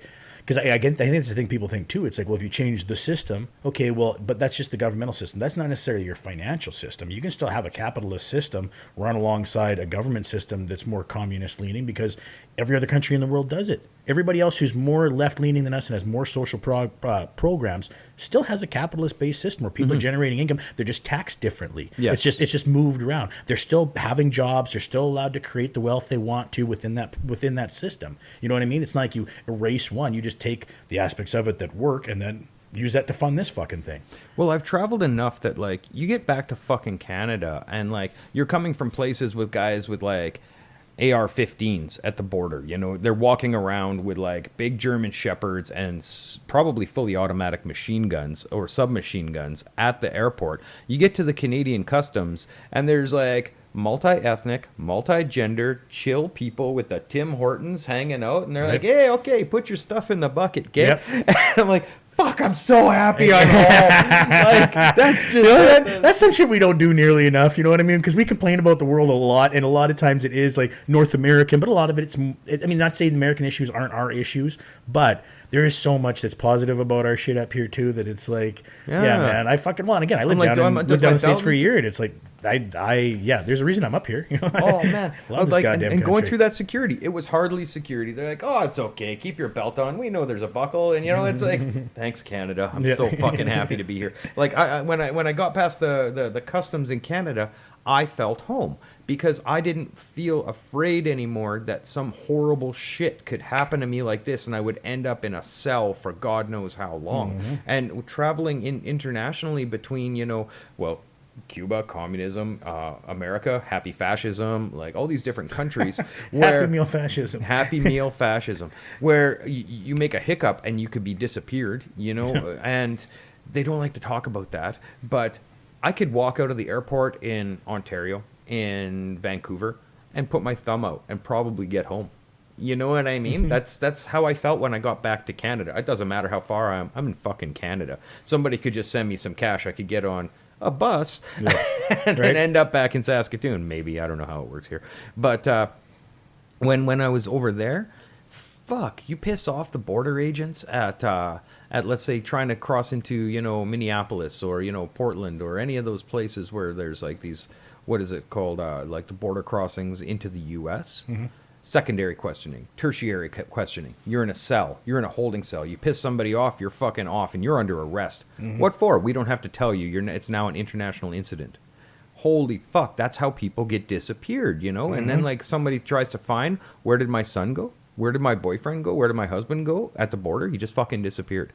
Yep. Well, did you call this agency? No, this agency is in charge of it. Did you call that agency? What's his name? Oh, no, he's not part of our... You have to search through that government fucking apparatus in order to find where this person went, and God forbid they get separated from your kids. And there's 550 fucking parents they can't find who those kids belong to now. You're not making that number up, folks. That's exactly what's happening right now. 500 some odd fucking parents. Where'd they go? We don't know. We shipped them off. Yeah, we got their kids, fucking though. Great system is so fucking disorganized. You don't know where you sent these children's parents. So you just created, I don't know, 550 orphans? And that's all on purpose, folks. That's not a fuck up. That's not a mistake. They didn't accidentally ship people back and go, oh, did we lose the paperwork? The whole thing has been intentional to try and disincentivize people from coming to the border in the first fucking place. You believe that? That's your angle? That's what they've said. They wanted to make it a threat? They've said, no, we want to split families up because we know that's going to, when people start finding out in Guatemala and everywhere else, they're not going to come here. That's a good You're not point. going to come here because you're going to lose your fucking kid. Well, there's that documentary on Netflix, Immigration Nation. They talk about this, where just what people have to jump through when dealing with the ICE. And none of this is new. You know, this is just this is Latest just incarnation. This is the most blatant, bald-faced version of it. I mean, Obama's administration was the deporter in chief. They were firing people out, tracking down. That's why they had to have the Dreamers rule come up, so that you could be like, look, you were brought here when you were 6 months fucking old. You're an American. You get to stay here and you get to go to school and you get to finish your life. Or you were born here undocumented. Exactly. We can't kick you out of the country when you were never had a choice in this. Your parents brought you here and they were refugees or they're looking for a fucking better life. You know, like they had to make those rules to deal with that because they were still doing that. They were fucking deporting people that were they were 2 years old when they came here. Yeah, we're living in some strange times. Really living in some strange times. I think about this, you know, if the U.S. goes more right, all the left-wing people that are going to try and jump ship. If they go more left, all the right-wing people that are going to try and jump ship are going to they'll move. hunker down. They ain't moving. You think? Oh, yeah. fuck no. They'll get dug in like a tick, like covered in molasses and a moon pie sauce on a, I don't know what the fuck, how we talk in the South, but like, they ain't going anywhere. Those guys got bunkers, they got militias, they got cousins that got that shit if they don't got it themselves. That's a good point. You know what I mean? They Reminds ain't me of going Saskatchewan. nowhere. They ain't fucking right. Wow. We stay here for the cold. You think a bunch of Ruskies are going to scare us out of here? You think the commies are going to get us out of here? You know what I mean? Yeah, man. No, we're living in some strange times. I'm very interested. Awesome though. Hey, Yeah, it's a time to thing. be alive talking about it. Yeah, joking we're pretty. around, having What a some laughs. simulation! Yeah, if they had to holy choose a time, fuck. we're going to give them the interesting one, Yeah, right? man, this is good though. Let's be the voice of the simulation. Right That's at what the I wanna crux, be. right at the crux of artificial intelligence and like world upheaval and economic and ecological collapse. This is when we'll give him his experience. You know? Hey, fucking rates, dude. And how's he going to Well, navigate that? That's interesting because that almost ties. Okay, so like the idea that maybe the Mayan calendar was actually correct and there was a rollover of cycles and we're beginning a new one and it started in 2012 or around that time. That would make sense because even in like I don't know about the time frame in Revelations or any of that shit when they start talking about end of days or whatever, but in my mind it was never just a one-day event where they're like, no, this is the end. It's everybody's getting sucked up to heaven or whatever they're doing. You know what I mean? To my mind, it was always more, no, you're going to live in an age of that. Well, that's you know what I the mean? Hindu belief, the Kali Yuga. I was just reading that fucking shit you put Age up. of and Coral, that's- the Iron Age. If that doesn't describe exactly what we've been going through for several hundred fucking years, you know what I mean? And again, it's not, and again, the Mayan calendar works in chunks like that. It's not weeks and months and even a year. It's decades, it's hundreds, it's thousands of fucking years. These calendars are working to show these big, massive cycles of human evolution, I guess. And also global cataclysms. Yes. Every, 500 or not 500, 50,000 years or something like that. For some reason, these calendars have shown that shit happened to this planet every so often. Yep. And I saw this one lecture I thought was very, very interesting. And it's like, yeah. So if you're driving along with no hands, right, and it's on a really wide road through the flat highway, you can coast for a real long time without anything happening. So what happens if it's a huge circle? But every once in a while, it coincides with another circle going the other way. And there's a whole bunch of traffic going in that one. So every once in a while, you'll be able to go by that without getting in a car accident. But if that calendar is wide enough and it registers, maybe we come into a situation where we go through an asteroid field or we're going through a current of something else. And so every 50,000 years, we start running into, more and more asteroids, and then boom, huge cataclysms that shut down the Earth. And it's just the order of things. It's the big, the big cycle, the big orbit, right? And so the Kali Yuga would be that spiritual aspect, that esoteric idea where we're living in a time where there's a degeneration of values, a degeneration of spirituality, a focus on materialism. People become more power and self-oriented and they quarrel with their neighbor. An emphasis on violence and conquering each other as opposed to communication and that ecological awareness, right? Well, and again, we don't have to accept responsibility for that shit now and be like, well, we're not the only ones to ever be violent in history, and we're not the only ones saying this. But it's like, well, look at the last 1,000 years or the last 2,000 years. You know what I mean? When you start looking at that kind of scope, it's like, well, no, over 2,000 years, what have we done? What have we done? Develop better weaponry, gain technology because of our military might, because we're developing it through that. We've also developed cleanliness and hygiene and science and medicine. It's true. But at what expense? Where Here's my also thing, been though. Abrahamic. How have we applied it, though? You know what I mean? We've developed all of these things again so that To keep the rich alive forever. Exactly. If one person can live in this utopian version of the future, then we all should be able to, right? If we figure out how to make the resources work and figure out how to make that. But we haven't done that, right? We've had this available ability. We could all be Mother Teresa's, right? But we all aren't, like you said, because however the fuck this whole system works, I guess we haven't figured it out, or we haven't decided to just, learn off the teachings of the past and not have to make the mistakes ourselves. A sociopath looks at people as objects, right? To be used, manipulated for personal gain. Now, a CEO of a multinational company will look at people as objects, as statistics, to be manipulated for personal gain. And you can't tell me that those people at the upper echelons of our power systems don't look at people as objects. What's in it for me is the primary motivation when it comes to these individuals. Like, hey, you could come to a party and you think they're being really cool, and suddenly they drug your drink and rape you. Oh shit, that wasn't cool. Well, so what? Here's some money. Go away now. Oh Yeah. I wonder about that when Michael Jackson's gifts of $150,000 to kids' parents, like. Who gives gifts like that? Where's this guy giving out gifts like that? Yeah. So that's the degeneration that happens with that upper echelon sociopathic mentality, and I really think that that's a problem when you start recognizing. I think it's a problem. Sociopaths running the world, bit of an issue. But we're here. Bit of an issue. But we're here right now, right? And on a spiritual level, traditional spirituality all around the world recognizes sociopathy as being evil. You are without the light of empathy and conscious, connectivity. Well, and again, what's insane is how through a lot of different religious ways you can get that. You can see that through trials, through shamanic ceremony, through prayer, through whatever, right? And you can still have that light come into you, and it could it's somehow there could be some crazy fucking coincidence where everybody who needed to drank ayahuasca this weekend. Can you imagine? If you were sentenced when you commit a crime to an ayahuasca ceremony before you're sentenced. Fucking right. So it I keep going off about how everybody needs therapy. Not everybody can afford therapy. Therapy takes years of conversation. You have to be willing to go through that, as opposed to these shamanic rituals and ceremonies like ayahuasca, hero dosing mushrooms, psychedelics, DMT trips, and stuff like that. When you go there, you don't have a choice. It's happening whether you like it or not. So if you're going to sentence somebody for 10 years for some property crime or violent crime, what if you sentence them to an ayahuasca and then a healing retreat? And if they come out profoundly changed individual, haven't you done your job? And they never do that again? Yeah. And they are legitimately a changed individual?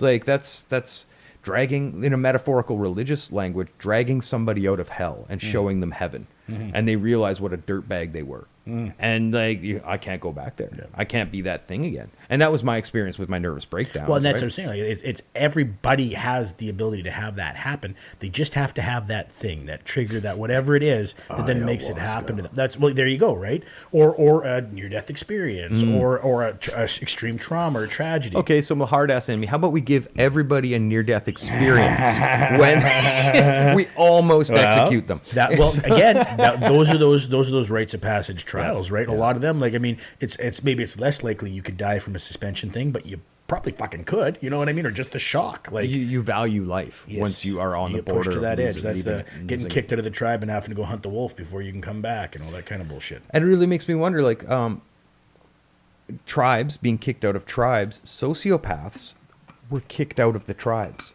You have to go live off in the Deadlands. And they became fucking dark shaman out of they're the fringes. Monsters, And they ran their own cult. Cannibals or whatever, they're feral men that you don't go near them because they're dangerous, right? You're a sociopath. You cannot deal with the larger groups safely. Yeah. You need to go away. As opposed to, we're going to give you the reins of power. Yeah.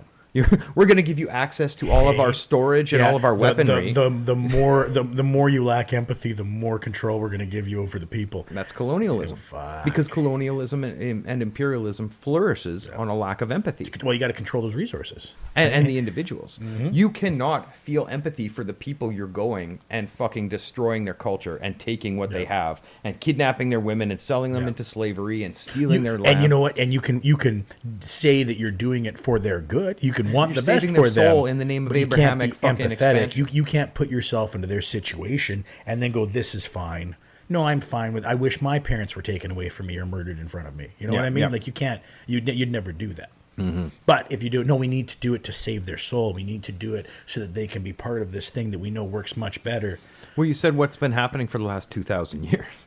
That's it. It's Christian That's what I'm expansion, saying, right? you know. Well, and to me, that's all the fucking bundle of Abrahamic religions, whether it's Judaism, Christianity. You know what? And we're or kind of fucking- hard on Christianity a lot of times when we talk about this kind of stuff, 'cause in my head. But Judaism, Islam. everybody else did the same. Everybody else did it. There used to be thousands and thousands and thousands of religions all being practiced at the same time. Every tribe had a different fucking set of gods. Now we're down to 3 or one that had 3 prophets. You know what I mean? Yeah. Like one, and they're the holy ones. And you know, Abrahamic belief system at its core fundamental level is a human supremacist belief system. Each one of the 3 pillars of Abrahamism, Judaism, Islam, or Christianity, believe that their tribe are the chosen by God above all else. well, You and, know? and the tribe is only because of the one person who was spoke to through this deity spoke through them, and it was part of their tribe. So like, well, no, I've got the blood of that guy flowing through me at some point because we're all of the same lineage. So that's riding your fucking grandparents' coattails. You know what I mean? Yes. That's like, look what my grandpa did. Now I got a boat, and you're like, okay. So you don't even have to give a shit about anybody else because they're non-human. They are not God's chosen people. And this entire... Yeah, like- if anything, they're probably being punished Well- for something they weren't supposed to have done, and God put them there in these other bodies. Well, the papal bulls that the Pope put out, I think it was the Doctrine of Discovery in, I think, the 1400s, said that any land that any conquistador or explorer came across, if those people weren't Christian, they weren't even human. So anything that you can confiscate from them is sanctioned by Christ. You know, you either save these people or you can kill them, you can enslave them. They're animals. They're not even a thing. So that human supremacy, male supremacy, you know, Christian supremacy, Abrahamic supremacy, because it's not just white supremacy. You can go to the Saudi Arabia and see, you know, that you same want to see real system. misogyny and real supremacy. Yes, Like, exactly. So that to me, Abrahamism is the justification for all of this. And it's funny because, you know, a lot of the Jewish people I interact with, they're like, well, you know, we were burdened. Like, we were God's burdened people to obey the 10 Commandments. Yeah, but you're still pretty, you know, close-knit, and, you know, you can justify expanding to Israel and your imperialism and slaughter there. Because your book says that Yeah, you are fuck the Palestine, chosen eh? people, Yeah. right? So this mythology and the I propagation... don't mean fuck Palestine, by the way. To me, that's what they're saying. Yeah. I'm speaking for them. The idea of your chosen people have a right over other people is been justification for, you know, thousands of years. And justification is shutting down the indigenous ecological worldview in exchange for a human masculine supremacy worldview. You know, we are God's chosen. And I think that is one of the major psychologies that needs to be dismantled. Almost everything we see that the communists talk about or anybody talks about that as being a toxic thing is a result of that indoctrination in our brain and the colonial structures that got pushed with. Colonialism across the board, it roots back down to that papal bull, the Doctrine of Discovery. Anywhere you go, you're saving their souls. You give them Christ. Yep. You know, you take their shit and you give them Christ, and that's saving people. That's fucking imperialism. You know, it drives me up the wall. Which is why I'm so down with like fucking alternative philosophies, the taboo shit. You know, because Christianity is a myth. Abrahamism is a myth. The God of Abraham is a myth. You know, if you actually dose heavy, you get a view of what really could be. You know, a new interpretation of what I know a higher power or a higher ecosystem could represent. You know, you listen to guys like Alan Watts or Terence McKenna. They'll tell you, you know, these are the alternative things. I think Christians have just been not expanding their minds because meditation, altered states of consciousness have been removed in exchange for obedient mantras. Yeah. You know what I mean? Yeah, you don't look within yourself for the answers. You ask a higher power to give it to you. Pray for your And shortcomings again, to be taken my away. experiences with meditating with meditation is that I felt like, oh, if I was a spiritual person or I was a religious person, I would have thought God was giving me these answers. I would have thought the higher power out there was telling it to me because I didn't think I knew it when I sat down, but I thought about it long enough and I meditated on it and let the answers come to me however the fuck the universe makes it work or my psyche works because it's inside me somewhere. I would have thought that's what happened, you know? Well, and who's to say it isn't? It's true. Exactly. Exactly. know? It could still be that there's a divine power that gave me those answers, and I still haven't given it credit for it. Well, deep spaces, this goes back to my thing I have written down here. There was this guy, he's a researcher by the name of John Joe McFadden. He wrote recently in the Journal of the Neuroscience of Consciousness that his new research theory, which seems to be legitimate, so this is like within the last month, cutting edge stuff, is that consciousness itself being the result of the electrical activity sent out by neural interaction. So the more that individual neurons interact with each other, they create an electrical field around a brain, and that is perception.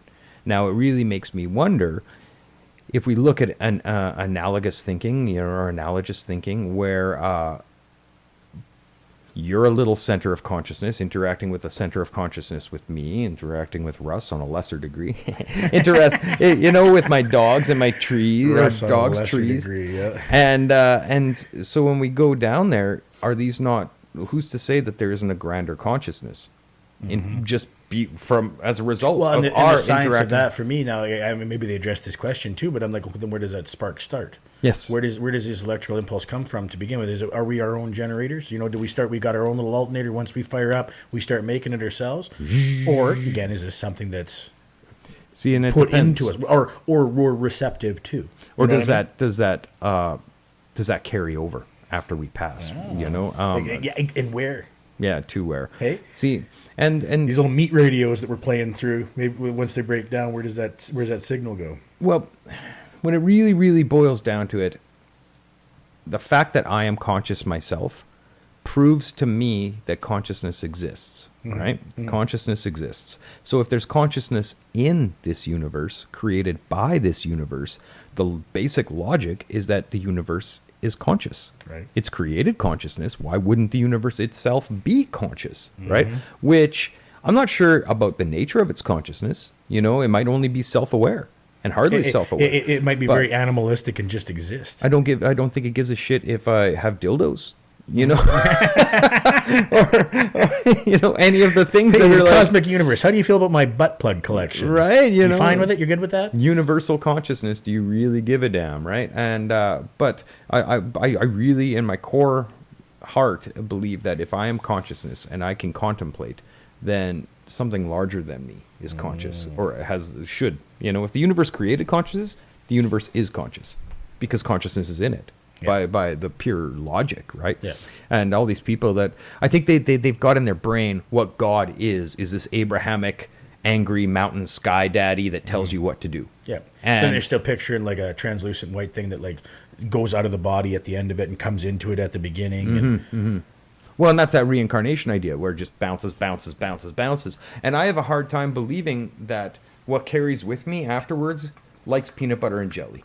I think whatever that is, all that stuff gets left here. See, I think exactly that sensory, those sensory things, I feel kind of are the reason for our existence. You know what I mean? We have this consciousness that can understand and have opinions and enjoy flavors, enjoy senses, enjoy what sounds, or can not enjoy that. And that's almost like, it's like you, in my mind, it's like if you have this energy that's in us that can't do those things, it can't interact on this level because it doesn't have these tactile ways of doing it. It's just energy. It can flow through this and into that, but it'll never taste, it'll never smell, it'll never hear in the way that we do, because that's how this game on this world works, right? It's not limited by our third dimensional reality. Exactly. So it's almost like we're able to interact. Again, this comes with back to shit I've talked about before, where maybe that's the goal of the game, is to go into this world where you can have this power and control, and then see how you interact with it.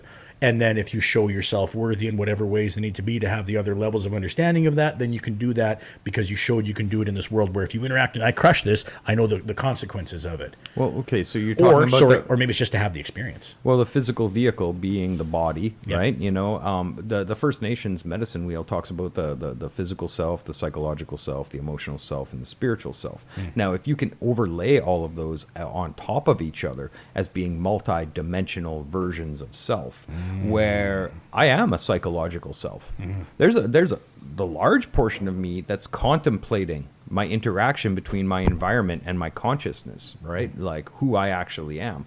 My feeling self is overlaid over top of all of that other stuff, where my impressions and my core root, feeling about my interaction as defined by my physical interacting with my psychology, and I feel that. But behind all of that is a perceiver of all of this phenomenon. And that perceiver is, up until recently, what I would have considered my soul, right? The perceiver, the self, right? But even now, even that's starting to come into play, where I'm like, maybe that's not where it ends. Maybe there's that self is connected to a grander self. But these are different dimensions, because your intellect is not limited by 3D time, space. Right? Stephen Hawking. Yes. Well, I don't know enough about Stephen Hawking. You know, but like the wheelchair he guy, wasn't right? limited by his wheelchair. That's what I'm saying, right? His physical surroundings didn't have any bearing, and maybe pushed him further into the mental pursuits, right? Yeah. Like that's yeah. I doubt he'd be That's a good bitching about example. lookism. Right. Yeah. No, he's like, no, I'm trying to. I can't get a job. Figure what the fucking other side of a black hole is. You know what I mean? I don't give a shit about that. See, and those things, I look at the human, or I look at this experience as being multidimensional.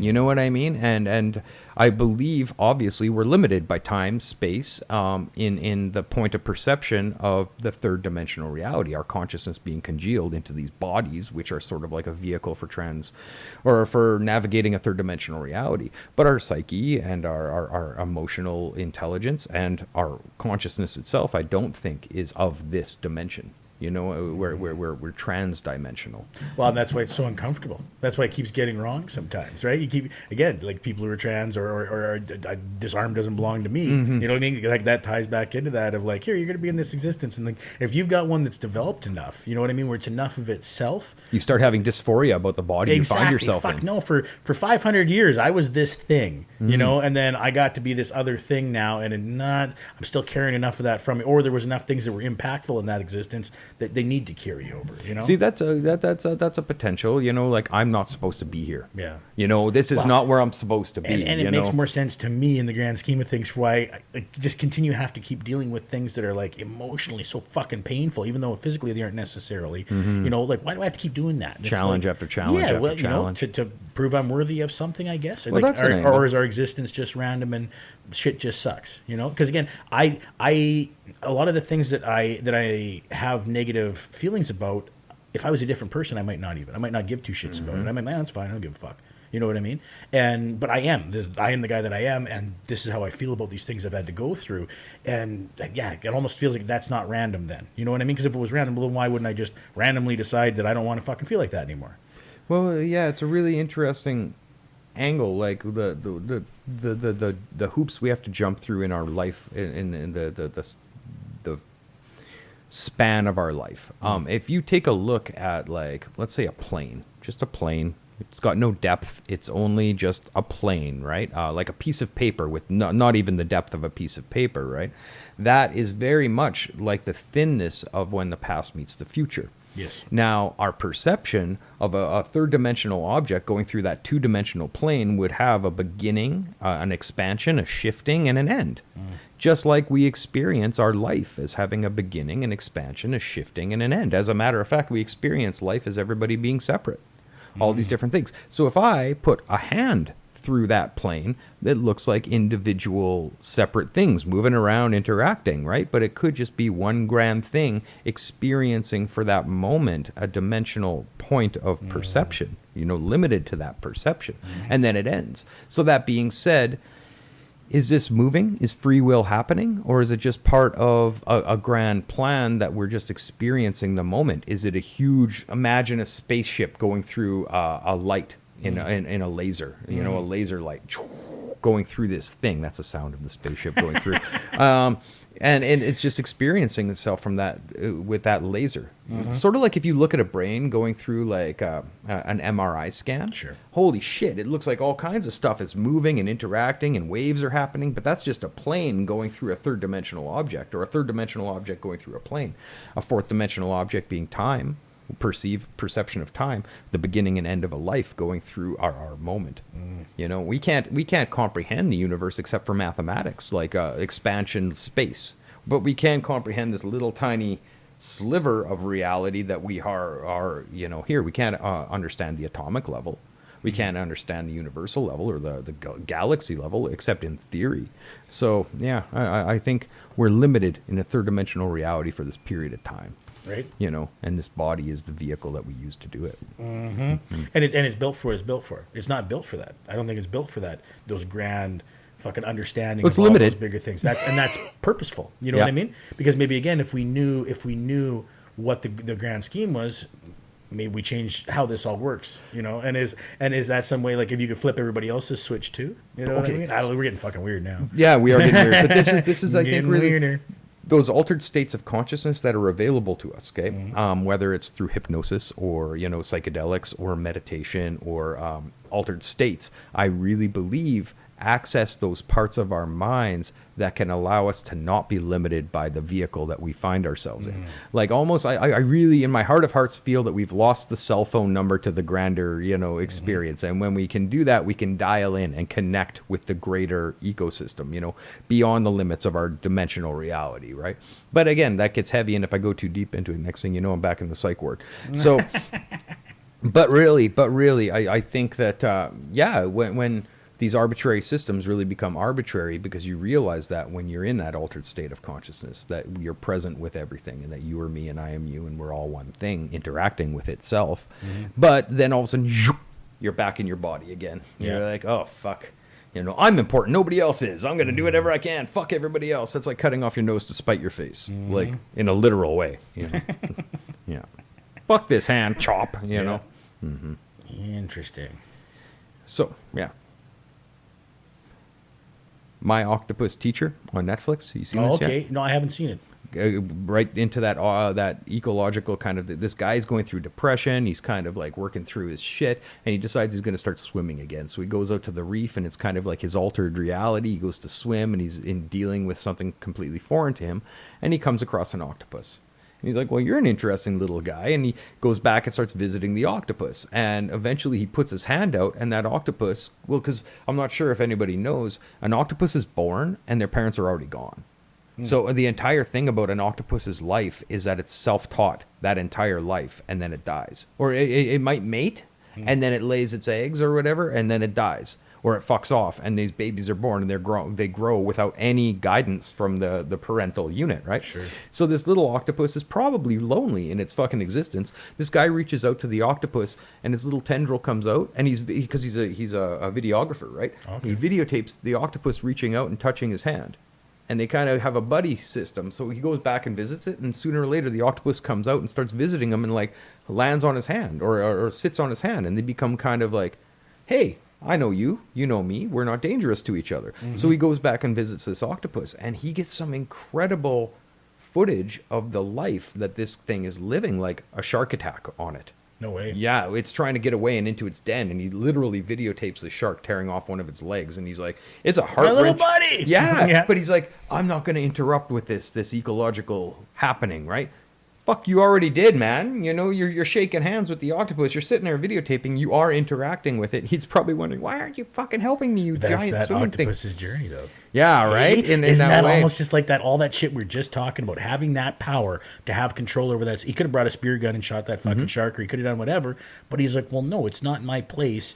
But interacting with it would have then been part of its journey. But what was negative about it? What do you mean? The interaction he had with him. That was just the emotional effect on the Exactly. human That's what I'm of saying, watching right? the natural order of even things. Even that, it could have become it kills that shark. Well, then that shark doesn't exist anymore, right? So maybe that's the negative of it. Then for the shark, that's the end of its fucking story.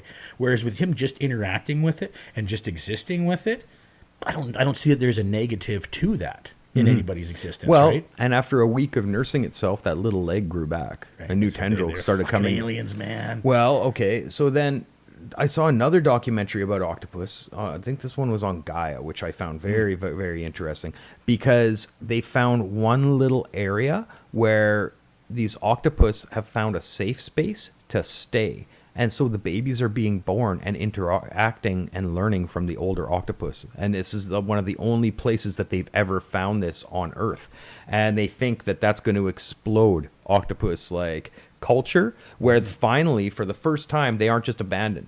The babies are being born and like, oh, you're an old one. How do I do this? How do I do this? Yeah. And they can actually start teaching each other. You think about how amazing octopus are, where they can like camouflage. They can adopt this is in and one not, life. and not just in color, in and they shape. in shape, in texture. They Yeah. they can make themselves look like other animals. They can make themselves look like kelp floating along like the seafloor.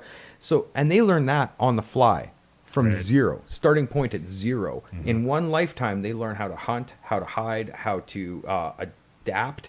So this little octopus he finds will grab a whole bunch of shells and suck it all around him, and he's covered in shells. And that's how he first found it. He's like, what the fuck is this thing at the bottom? It's like it looked like a rock covered in shells, but it was an octopus hiding inside there. And so imagine now an octopus culture where the adults can finally teach the young. And what kind of evolution will happen there.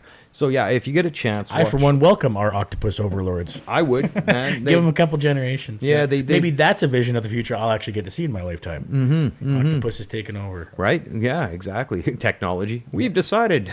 Well, that's all I was picturing the whole time. Like, imagine if they had technology. Imagine if they could write. Well, okay? fuck. And all of a sudden you can just keep shit around for like not 2 or 3 generations. No, we've had this for 10 generations. Look at all we've learned. A bunch of bald monkeys figures because we have opposable thumbs were the shit, right? Well, fuck. They got a different brain for every limb. Come on, you know? Yeah. And they're not limited. I know by lots of people anything. that'll have one brain for 4 limbs. Yeah, exactly. 4.5. Yeah, definitely half. Stub. Anyways, yes. 4 and a stub. That's funny. Anything else coming up? I think Sexy Dave Ma's coming on next week. Ah, well, let's try and make that happen. I would Yes. love to hang out with him and shoot the shit. I love that fucking dude, and he's always got something interesting to say. Yes. Well, you know, it's funny because he's pretty conservative. I'm pretty liberal. You know, it's funny as an Asian man and the white, lefty. It's we have some pretty interesting debates at times. You know? Yeah, no, I would enjoy that. And again, all the different stuff he's into, I think could be just interesting talking about Dave's and all of his projects. I want to ask him on a rough busy level dude. how many people he's choked out in his life. Working as a bouncer, MMA, in the gym. You know, I think it's in the hundreds. I'm gonna have to ask him. Yeah. Yeah, right. How many people have you made have a nap? How many people will never walk the same after running into you at the bar getting kicked out? Yeah. What else did I have? Well, yeah, I did a little stand up thing Saturday night there at the Tahitian Room. Yeah, I saw that. Did you? Yeah, okay, right on. It was very fun. If anybody's watching it after this, there was nobody else in the room. I had a few people I talked to being like, what'd you guys have, like 10 or 15 people in there? I'm like, nope, just me and a camera. Corey wasn't even in the room. He was in the other room running the computer and shit. Studio audience. Yeah, exactly. So yeah, he was like, well, piping some laugh track and shit like that. And I'm like, oh my God. It that's got gonna be kinda funky. so amazing. Especially when it was like, when it wouldn't line up, and he'd just start, and then he'd cut it off. Laughing And at the wrong oh parts. my God, it made me laugh so hard because I was like, no, this is going to be way funnier. And and honestly, Pat, like it's, I'm quite proud of how it turned out. Honestly, like I even watching it again, like your I'm like, outfit. what's that? Sorry, like my outfit. I don't want to give it away. And watch right from the beginning because I kind of explained that right at the beginning, and then don't talk about it ever again. But no, like it was something I haven't done stand up because it's like fucking 40 minutes. I think like I haven't done it for that long in one shot. You have a lot of material. And I trimmed it down a fair bit. And there's some of it, like at the beginning, again, the timing was weird, and I didn't have any time to warm up at all. I didn't have anybody to talk to but Corey, and I'm just trying to stay quiet while the other guy was performing, you know. And I kind of like that a little bit, so I can just kind of get the rhythm going of talking to somebody, and then I can carry that onto stage. So I didn't have that at the beginning, and I felt the timing was a little weird. You can But get then that after banter with the laugh track. that was it. Once I finally figured out kind of the timing for that, because I would see when he was starting to do it, you know, and he'd hit it, and I'm like, okay, I'll wait and let that finish off, and kind of play to the imaginary crowd a little bit. It made it flow better for me. You're technically playing to Corey. That was it, you know, that was it, and it was awesome. Actually, a lot of people were like commenting and shit live while it was going on, and I was really enjoying reading the comments and shit afterwards. I was just like, you assholes are getting this. That's awesome. So yeah, it was really fucking fun, and can't wait to do it again. So yeah, those comments were going up while it was live. Yeah. Because I watched it after it was recorded, and I'm like, what the fuck's with all of these comments? Because like people are like, oh yeah, you give her. I'm like, what the hell, you know? But then I realized it was probably coming up when it was live. Yeah. That makes sense. Yes. So yeah, it was a good experience, and I think they want to do more comedy now in the T-shirt room because he's like, well, it went pretty easy like to do that, and it was kind of a fun vibe. And again, if everything's gonna be fucking locked down and we're not gonna be out seeing what the fuck's going on, stuff like that, I think is gonna continue to stay popular. You know, like or get more popular. People are gonna be like, well, I got to do something. Have a viewing party over at my place and listen to this band, or Yeah, for listen sure. to someone do stand up. So I think yeah. I've committed if there's a lockdown, which there naturally is once a year here in Saskatchewan, that Yeah, right. We're just getting back into the normal swing of things. I think I might invest in, or not invest in, but commit to learning guitar. Over the Oh, winter. shit. Yeah, yeah. Right on, I'm dude. going to be a master by spring. No. My brother dropped one off for autumn to Nice. practice in a practice amp. So, yeah, I've been playing Well, if you around need with some that. pointers, you couldn't find somebody better to get some pointers from. Set up maybe And actually- some private recording. This probably won't be out before then, but Grand Lodge, one of Graham's bands, they're doing a show at the Tahitian Room this weekend, and they're gonna Very good. live stream that. So yeah, you guys check it out. It's a really really fucking cool project. And Grand Lodge. I'm gonna say it 3 times so anybody can hear it. And look them up on YouTube. And it's probably not what you're expecting, so just check it out. And I really fucking dig it. It's one of the few, like, again, new projects I've seen anybody around here have that I'm like really excited about. Even if they weren't my friends, I'm still like, Well, it's I'm bass stoked on band. it. It's 2 bass players and Yes, yeah, and a drummer. no That's it. vocalists, all and, instrumental. it reminds me a little of No Means No, or you know, that kind of like style, which makes sense because you know, Very, when you- I feel like very Descendants as far as like, I mean, like the bass line's kind of influenced, but then talented musicians. very, yeah, it's a really interesting, fun sound, and yeah, I'm excited for them. Yeah, So yeah, check them more, out. more cool Check 'em cool out. people we know doing cool stuff. Yeah, fuck, we know a lot of cool people do cool stuff. It's weird. Just really bored people that develop their talents. I think, you know, middle of nowhere. Yeah. No, I'm glad they gravitate towards that shit. Yeah, for people that aren't from here, if you look at the map of Canada, North America, and you go a little north to the center left, that's us. Yep. Middle of Canada to the left. There you go. That's us. And nobody comes here. There's nothing to do here. We do frequently get passed over. It's almost like having a flyover state, you know, a flyover It is, province. absolutely. And especially with Saskatoon, because if you get Saskatoon and Regina, it's so easy if you're a touring band, for example, to just stay on the number 1 in fucking Calgary, Regina, Winnipeg. That's Yep. what you do, right? You're not making that fucking that extra detour up into Saskatoon. Or Calgary to Winnipeg. Yep. You know? Yeah. Well, there you go. Yeah. A lot of people don't even fucking slow down when they hit Regina. So yeah, it is nice when it does happen. We always do appreciate it. I feel, even though you don't necessarily see it in the crowd. The crowd that shows up appreciates it. Let me put that out there, because I know there's some motherfuckers coming out and being like, "This is who showed up." You're like, "I'm a big deal," and you're like, "Yeah, but are you though?" Did I ever tell you about Against Me played here? And I showed up. I had no clue that they were anybody. It was Yep. just like a local gig. I show up late and I'm like, hey man, that stuff you do is pretty cool. Yeah. Just talking to the singer. He's like, oh, thanks, man. I'm like, no, it was really different. I like that. Yeah. He's Yeah. like, you never heard of us? I'm like, no. Oh, you got CDs? yeah. Like, thanks, that's pretty cool. Hilarious, That's interesting. I Well, like what stay you're doing. fucking humble, motherfuckers. Yeah, I like You know what you're I doing mean? there, you know. Yeah. Just like because your such a friends know dad you doesn't moment. mean everybody fucking know you. Oh, fuck yeah. Exactly. Well, and that's the weird thing. You go to a small town. You ever see Schitt's Creek? Oh yeah. Exactly. When the rock stars come, like, you guys are kind of dicks, eh? You don't got money no more. You're here now. Yep. Mm-hmm. Yeah, I like. What the fuck's his goddamn name? Plays the mayor.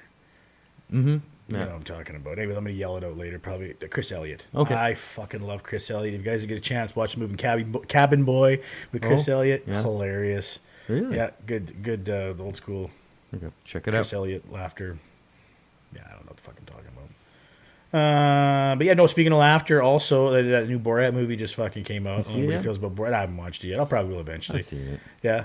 I like me some Borat. You know, I think Sacha Baron Cohen's pretty fucking funny, and I think people have they a lot of times people are like, well, he's not that funny anymore. And it's like, yeah, but just that's because you know what you're getting into. Again, the original Borat was like the Blair Witch. You know what I mean? Like people really didn't know Who the what was hell? going on. What and the like hell? you'd heard it was a kind of a joke, but maybe they were in on it, and you don't really know. Well, now that's all gone, obviously. But even without that, like if you picture these people in these situations, they don't know that's Sacha Baron Cohen. They don't know this is a fucking gig. They don't know it's a gag. It's a cultural commentary. And again, a lot of the stuff he does, it's so outrageous and ridiculous, but it's that people keep letting him do it, or that they start participating. That's it's not what he's doing, it's how everybody around him responds. And usually it's like not in the way you would picture. You know, if someone walks in and says the things he says, you go, well, that doesn't seem right. Is he allowed to say that? You know what I mean? You know what I think is Instead very of chanting it interesting? along. Because on one side, people say that the Borat movies are a cultural commentary of racism and intolerance and misogyny in America, that they will let somebody say this stuff and just like, okay, you know, whatever. But then the other side is something I realized watching this show, is that it's almost like these people are so tolerant to other people's cultures, they're like, okay, well, that's how this guy is. Yeah. You Well, know, but and they're that's- going to let you say that thing because they don't want to be offensive to your culture, right? Well, that's some of it. Like I can think of the scene where in the first Borat movie where he's at that southern house and he brings the prostitute with him who's actually a comedian and either he or she takes a shit in the house or something like that. Like it was just ridiculous. And then that's what broke those people. They finally freaked out. Get him out of my goddamn house. And that there's not a ton of social commentary I feel in that bit. That's just him pushing someone to see how far they go to get a reaction. But the other ones, like especially when he did his TV show where the This Is America, like the things these people were saying, knowing they were on camera, even if you egged them on or like, hey, why don't you say that? Why don't you say that they could, that they would, that they didn't see a fucking issue with saying those things, and you can argue they were tricked. But I mean, man, you'd have to trick me pretty goddamn good. And that's, sorry, I was just gonna say that's like the whole Rudy Giuliani thing. I don't know if you've seen that, like that bit. And I mean, obviously there was, well, she's 15, and right. And just the way that he would talk to her, like, oh yeah, I should get your address and give me your number and all that kind of shit. And you're like, even set up, man. I don't he know does the that hand on the hip thing, and there you go. Like that's all shit that you can argue. Like, oh well, but I mean, he could have been playing along. It could have gone both ways. But it could have gone both ways. It could have been a segue into, hey, if you really want to get your way in politics and get to know this world, hey, give me a call and we can meet at some hotel sometime.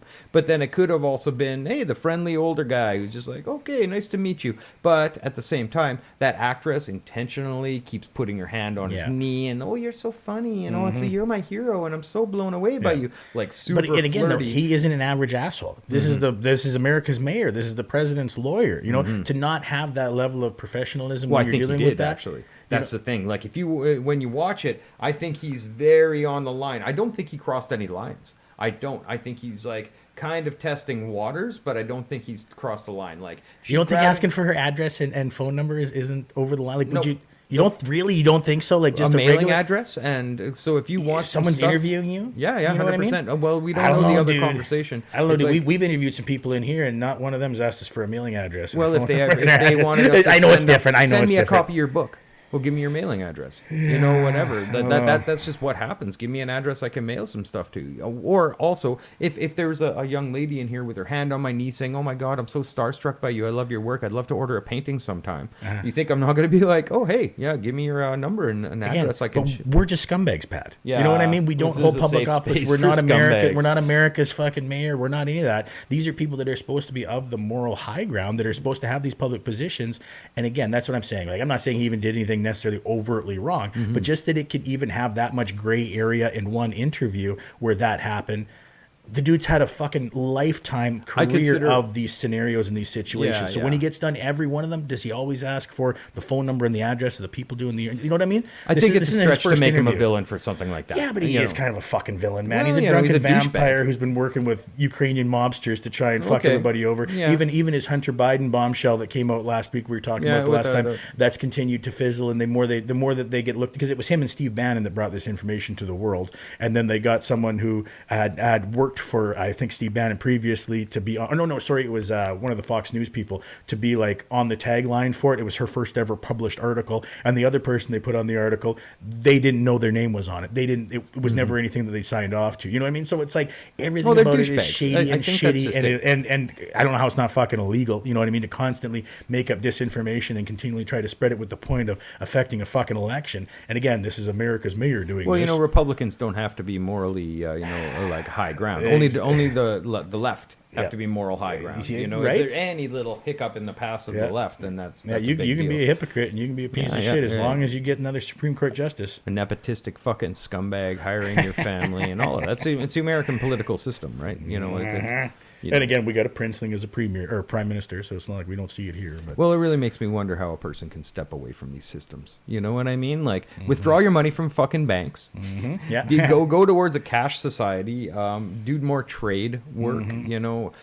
Subsist on the minimum you can. Live like an actual troll. Yes, yes. Find Try a to bridge, be poor. eat goats. Try to be poor Yeah. as much Stay as possible. poor, motherfuckers. Yeah, exactly. Stay poor. That could be the back of the shirts. Yeah, yeah.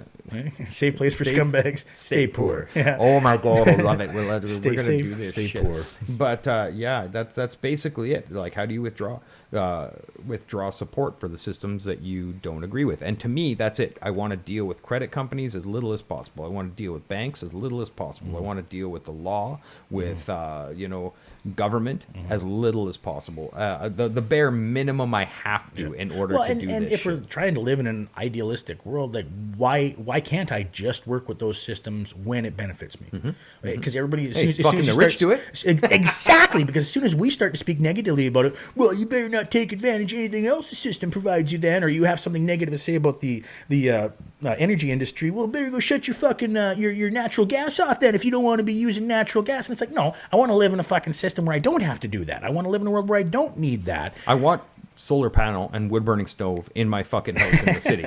Right? Somebody's making it illegal. Yep. You know what I mean? Yep. So there you go. Yep. Yeah, as long as you're making it illegal, I'm gonna hustle how I hustle. Fuck y'all. You get that firewood side hustle? Yeah, well, whatever it is, growing my own food as opposed to investing in, or depending on grocery stores, I should start making my own sweatpants. Well, whatever. Right? Yeah, making your own Yeah. clothes would be one. Or shopping thrift. Going to Yeah. thrift stores as opposed to needing brand names or any of that shit. There's tons of angles on that you can do it, right? Yeah, lots of ways to gradually disengage. Well, even today Read more I books bought as some shit opposed from the to- store. I was getting groceries, and I'm like, again, I'm trying to be eating more vegetarian again now because I'm trying to actually fucking do that. I'm on your face for it. And what? No, it's none of my clothes fitting, and I feel like garbage. That'll do it That's too, you yeah. know what I mean. It's a combination of things. Your love is also part of it, but I love.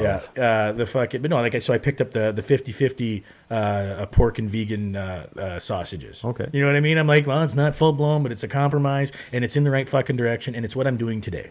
Tomorrow, maybe I'll just get the full blown vegetarian ones. reduction. That's what I feel like. If you're a That's it. full blown That's it. alcoholic, Try to do drinking fucking less. beer instead of whiskey is a big deal. That's it. And but from someone on the outside looking in, why don't you just sober then? That's not sobriety. That's not right. If you're you using don't that need as a to be a crutch, then you're going to fundamentalist use this. hardliner. And well, we don't have to be. We can gradually get there. You can gradually get to being a fundamentalist hardliner You with can how start you by live treating your your life. slaves well. Yeah. And then Treat your Giving them a slaves bit of well. a Fuck, we're gonna have wage. to have a line of T-shirts, man. Yeah, Hey, yeah. treat your slaves well. And again, Proud Boys are just like ding, ding, ding, ding, ding. These are our guys. They get it. They get it. Well, you know what? No, I'm the slave. You don't get it. You're the slave. Yeah. I would like to think if you really sit down like a Proud Boy here, we would ideally on a root level have similar value systems. Yeah. Now, if you could basically get past the fact and deprogram his disinformation Yeah. about immigrants and value systems of different cultures and shit like that, and realize that every family wants a safe environment for their kids, we start talking about the same shit. Only fucked up individuals support clitorectomy. That's Right. female genital Yeah, mutilation. right. And I don't care what culture you're from, that's a fucked up thing. But I also stand against circumcision, which is male. Yeah. Genital mutilation. There's no legitimate medical reasoning for it anymore. At least you could make the argument in the past when everybody's hygiene wasn't on the same standard. Yeah, and you they could go, didn't know how to "Well, wash maybe." under their foreskin. There's no argument for it now. So that's the thing, everybody's got good and bad. And I think if we sat down a real Proud Boy and even about this, with the circumcision thing, too, even if you're doing it for a religious reason, that's still from the good. You're doing it to help align with these religious beliefs, so that this person is going to have a religious life that's positive for them. That's the good intention of it, even though you're literally mutilating Without somebody's consent. penis. Without consent, Yes. exactly. Yeah, no, and that's some fucked up Yeah, shit. you'd have a lot less circumcised people if I think you could only get them when you were an adult. Yeah, consensually. Do Hey, you want no, to do you this gotta for wait till your you're faith? 18. Oh, okay. We're at 2 hours. We're gonna 2 shut it hours down here. talking, cutting dicks off once again. Hey, Safe spaces. Hey, am I projecting a bit on Joe Rogan? Hey, I don't ever talk about trans issues. It's like, well, this is the time of the episode where we do. No, There is I'm a kidding. Joe That isn't even a trans thing. issues with Joe Rogan. Yeah. He interviewed Buck Angel on one of his. Oh, did he? I didn't know full-on. that. So I look didn't it know up. that. I just saw that the There other you go. day. I wanted There to you go. mention See, that. again, I'm Yeah. ignorant to a lot of this fucking shit too. It's all opinion and bullshit, and none of it should really hurt.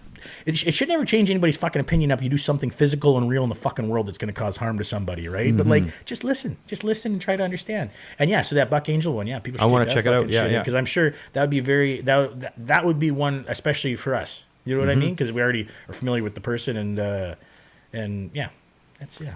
I'm just writing Yeah, safe yeah, space for yeah. scumbags. Safe, stay poor, treat your slaves well.